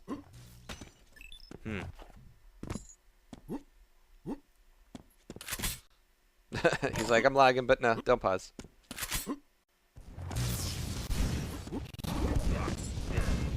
Actually, the entire aesthetic of this, with the rock textures and like the tiles and all that, it's very much like Warsaw Deeper Underground, which was a popular dual map there for a while. I don't know. I think I've seen that one, but one thing I really like about Warsaw is that they do have all new maps. Yeah, which is strong. Absolutely. But of course they are an old project as well, so they. It is old, yeah. But even the staple maps got reinvigorated every couple of years, which is pretty awesome. Especially since they finally figured out that super brightly saturated maps is not really a good thing. Oh, Chris is all right, cool. Yeah. Okay, I was running into some of that ping there. But yeah, I mean, when Warsaw came out, it was like, all right, we're going to be the Tron game and have everything be really bright, super saturated colors. And then they realized, wait, that's actually really shit for visibility when we have bright skins on. And they kind of went the direction that you actually are doing right now, which is kind of these more muted colors, which really does help out with both general aesthetics but also visibility. Yeah, as a Doom level design, you really want to have dark, brooding maps. Because that's really... I'm not sure if we're at the brooding point, but it's got an its kind of atmosphere to it. Yeah, yeah. I've actually tried to keep them slightly brighter because even if you see the player, it's nice to see 5 feet in front of you as totally.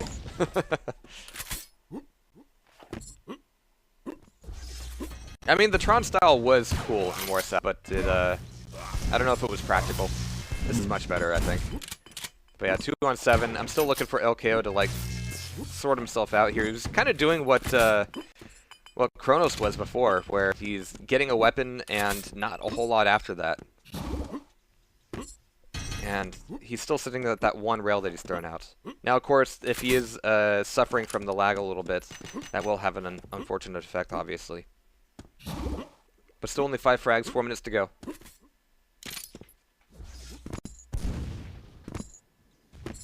Nice. Alright, he's being aware here at the very least. Almost waited for that rail. He's not sure where Crazy Al is right now. He hasn't checked red. Yeah. Red might be a good place to be. Oh, nice delivery of rockets there. Courtesy of LKO. Gotta watch out for that lava, though. And no, he's not going to get a red here. He's done a lot of damage, though. Crazy Al's going to have to recover and get some yellows, which opens up the next red, potentially for LKO, provided he's focused on that. He has no rail here. Rail would be nice. What? But he's taking the 1 yellow, and he can go to red. But he's leaving red in favor of, I'm not sure what. It's like he was trying to spring an aha on Crazy Al. That wasn't going to happen. I think he may have given up. Yeah, he given up red. Yeah. But now we got rail at least, so he should be able to go into those fights with Al. Right, he could do a little bit of damage range, which might actually end up backfiring on him if he ends up depending on it with the lag, and it means like Crazy Al has more opportunities for rails. We'll see.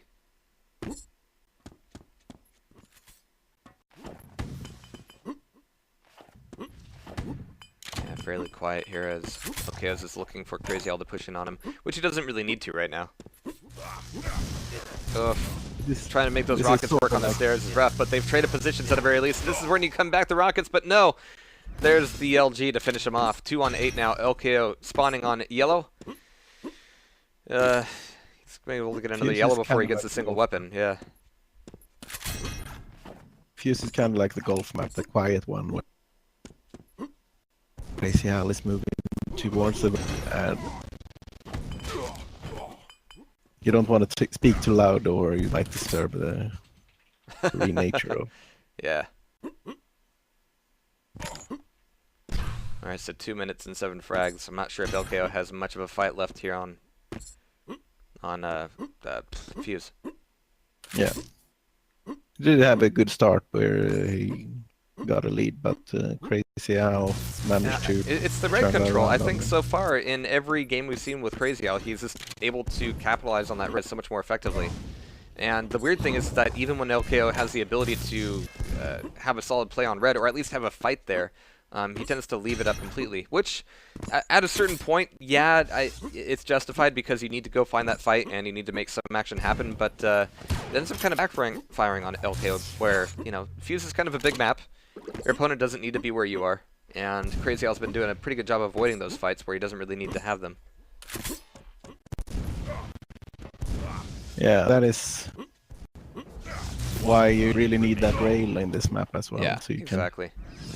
Can command your presence a bit more. Tell the other where they can and cannot be. Nice.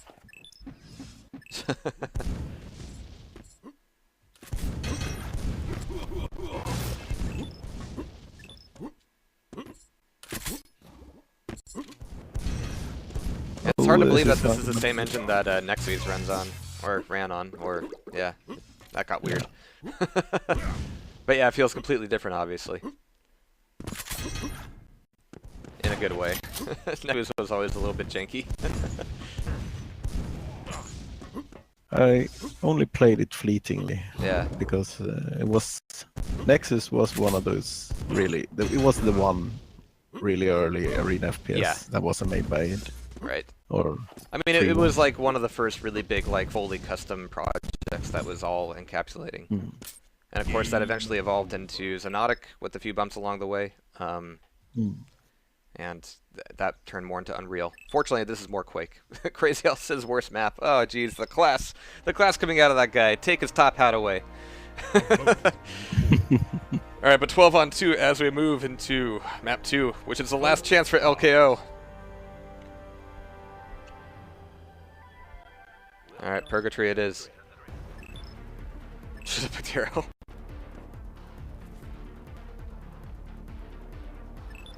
Prepare to fight. CC2. 3, 2. All right, here we go. Ah, yes, Purgatory, the map with the crazy teleporter. It's a cool teleporter. All right. So we got Crazy Al taking away Mega Rockets. We've got LKO on Red Armor Rockets as well, and a Rail. All right, cool. But again, the key thing has been sort of player awareness. And LKO, I mean, last map ran into a lot of fights that he didn't really need to. And here, the plus forward is real. I don't know why, with the Rail. Plus forward with the Rail, okay. I mean, get that shotgun. Now you can plus forward, but a little too late as Crazy Al takes first frag away, getting away with 46 health. There's a lot of 25s on this map there, of course, and so he's going to be able to recover here pretty quickly. Red Armor taken away by LKO, but he gets him boosted across the map with that rocket.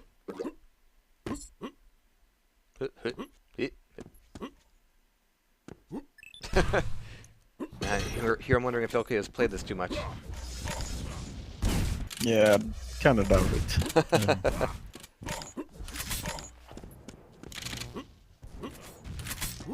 Al has been There are really other 25s. Go get that one. Yeah. Al has really been trolling everyone else with the map picks he's done today. Kidding.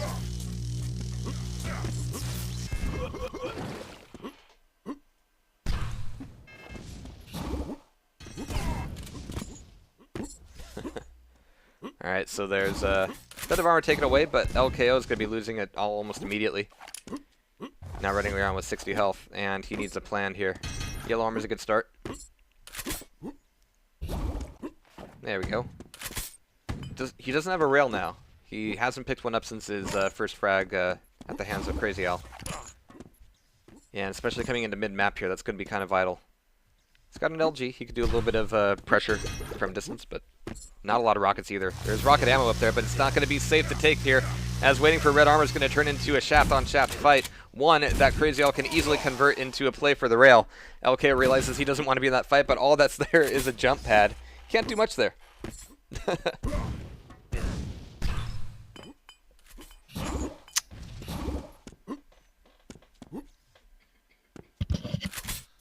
Both of deaths he delivered to Al has been because he was stuck in bad positions, which he really hadn't an exit strategy for. Right. And by that shotgun area is if you get stuck, if you get there, There we go. and someone is covering the ground exit, you are pretty much definitely going to die, because going up the jump pad is obviously not an option. Right.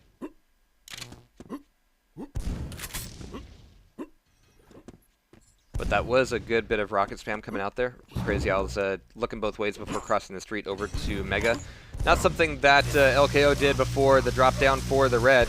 It's going to be shaft on shaft, but Crazy Al actually going up the jump pad this time, escaping with 80 health. But having to kind of run it back a little bit now. He can take away this yellow. LKO is actually on the chase. He's got the armor stack. Can't really blame him for wanting to force a fight, but I'm not sure if chasing is the right way to do it here. Alright, Crazy Al's going to be coming back in towards red from the yellow. LKO's going to be there. Oh, nice anticipation. But good reaction from the LG as well. Crazy Al's still going to be weak here. LKO's going to be able to recover and get the red armor. Finally fighting him off with some of these items. Taking a quick look here, we've got 3 red armors to the 5 for LKO. Alright, he's figured out how important that is. I love that teleporter. Nice. It's like, alright, I'm going to give up all of my stack to make this frag happen, but I will make it happen. Now the question is, can he stack back up for the next big fight? It looks like he can. He's already back in a good position.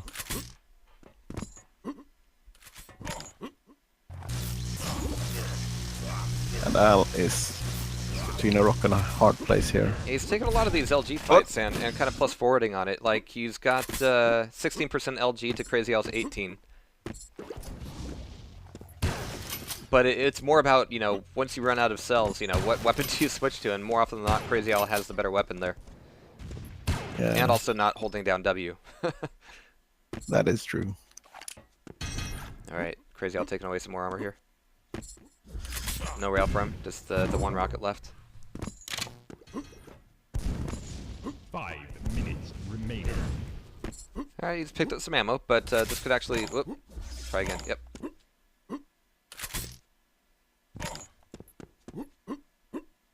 Alright, LKO's got some decent stack here. Only 3 rockets and not a lot else. He might need to depend on shotgun here. Yeah, But I'm not sure if comparable. I'm not sure if some of these players are like really keen on switching to shotgun, like as a matter of course. Like, I've got it, but I'm not going to use it. Like, watch, he's going to run out of, alright. Switch over to LG, Well, it's which muscle is memory, pretty I good there. suppose. Yeah, exactly. You don't. Oh, Ooh. that discharge. See, you can't discharge with a shotgun. This is a fact. Alright, 0-on-3 now. Again, this is LKO's last chance to stay in this thing. Otherwise, Crazy Al's going to be running away with, what, 40 euro? I mean, it's 10 for second 50 place? euro 50. Wow. and 25 for LKO, 15 for Chrono, and 10 for... Well, technically... Yeah. What do you do there? What did I do?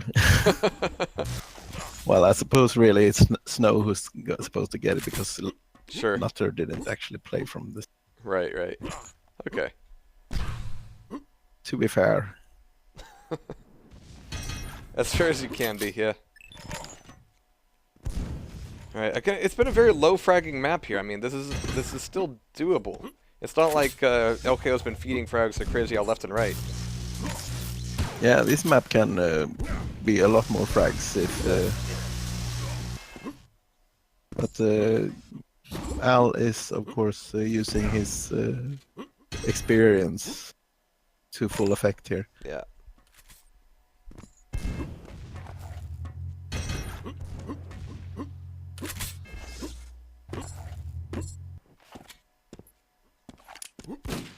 A little bit of self-damage to take away some armor. I think it's the second time we've seen that today. We haven't seen too many opportunities for somebody to get to that 200. Why did he do that now? Yeah, to prepare for red, of course. Get that 6 points of red armor, yeah. Oh, yeah.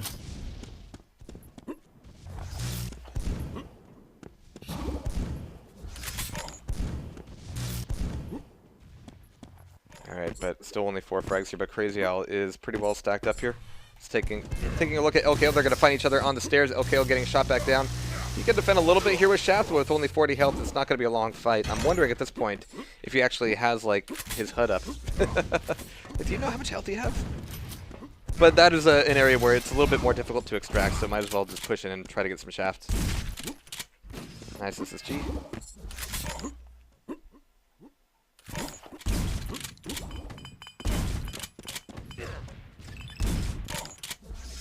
Now, with that reload time on the shotgun, I might vote for that becoming a break action at some point.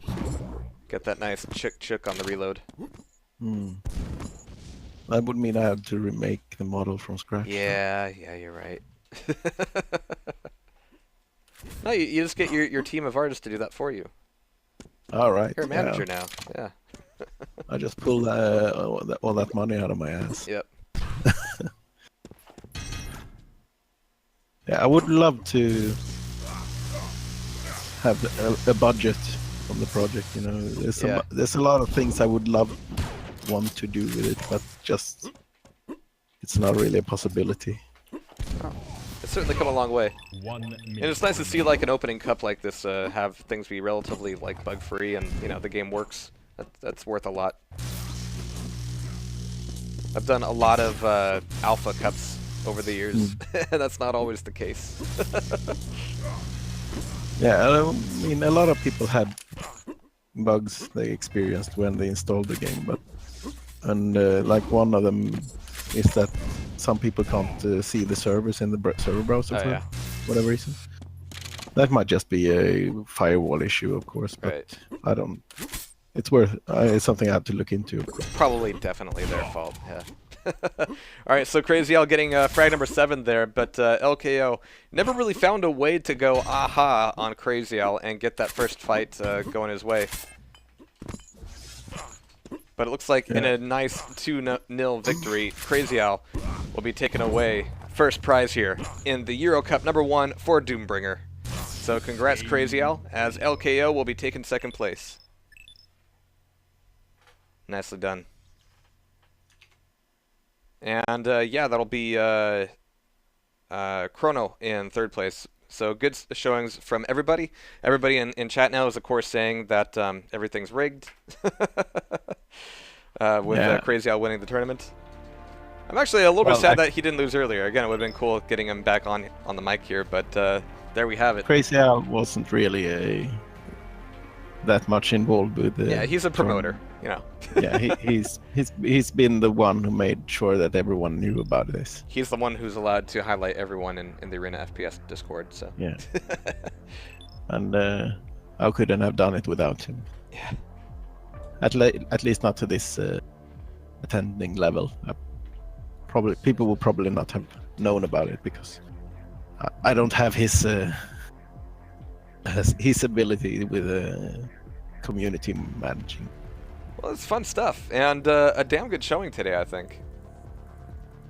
Yeah, I think it was, like I said, it's above my expectations of what the cup would be. Yeah. And I would like to say thanks to everyone who joined up to watch or play, and I hope if you liked the game, and if you didn't, then I'm at least grateful that you tried it. Beta.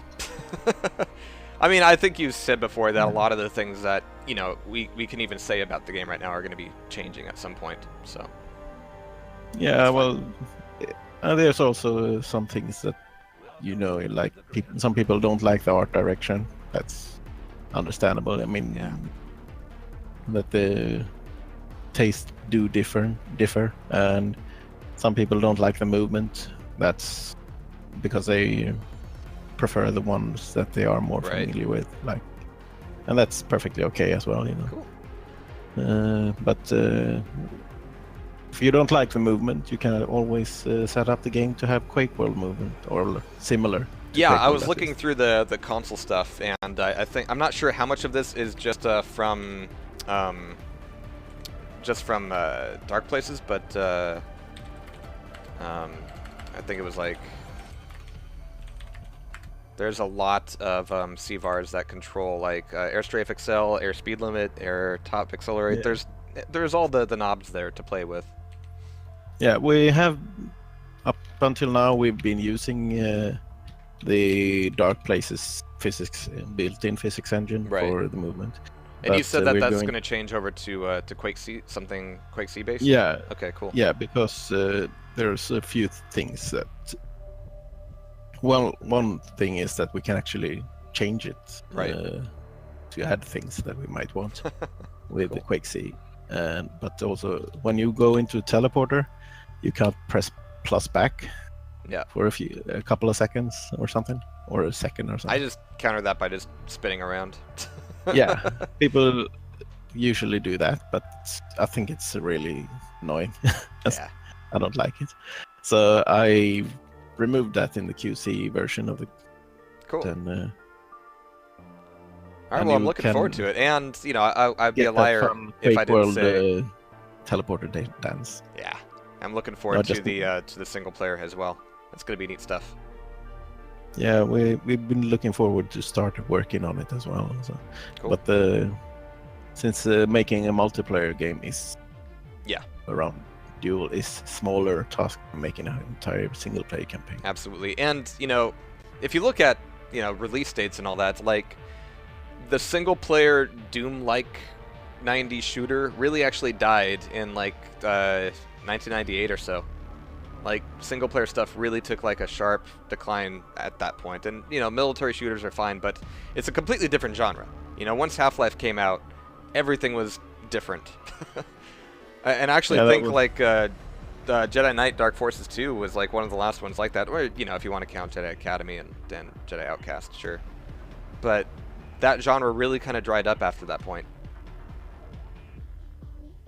So I'm looking forward to seeing a new take on that. And even, I mean, now I'm a Doom fan, of course. Of course, yeah. So obviously I'm gonna say this, but I think there hasn't been a single player FPS that can compare itself to Doom 2's single player. Blood, but yeah. I mean, Blood was fun. I mean, it had a lot of fun and a great atmosphere, and I think Blood is the one that came closest to actually iterating on everything in Doom.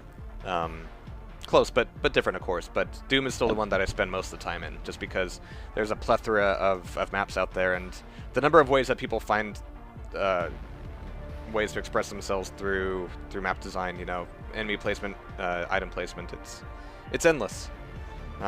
Maybe you're feeling maybe the limits of that now, but I think there's going to be good Doom content for a very long time ahead of now. Oh, I'm not. Yeah, I'm completely. I mean, I still feel that Doom has a lot to offer because I mean, people are still making great things with it. Yeah. It's more my own personal enjoyment I get out of making maps for Doom. Right. Isn't what it used to be, because I tend to make things overly complicated for myself when I try to make maps for Doom. To keep stay interested, and then you sit there and jump through all these hoops to do all these things, and then you aren't having as much fun anymore because the result isn't necessarily all that good either.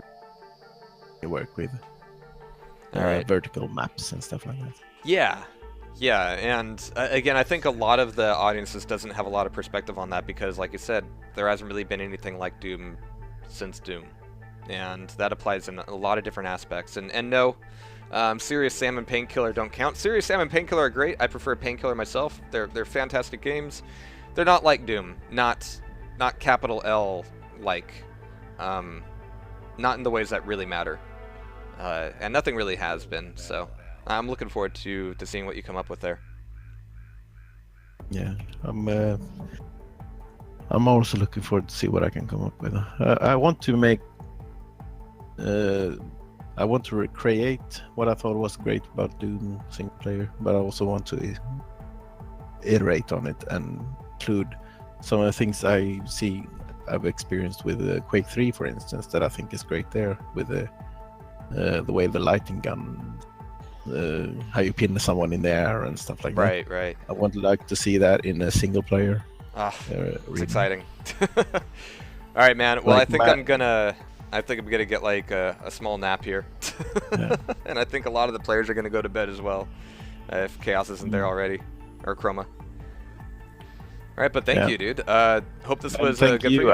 Jahar, for Appreciate the patience in the first match there. It was a little dicey there for a minute. Got over Oh, that is expected. I mean, that. Oh, jeez. it's not a tournament if it's not delays. Right. Actually, this tournament went off Yeah, really extremely smooth. smoothly.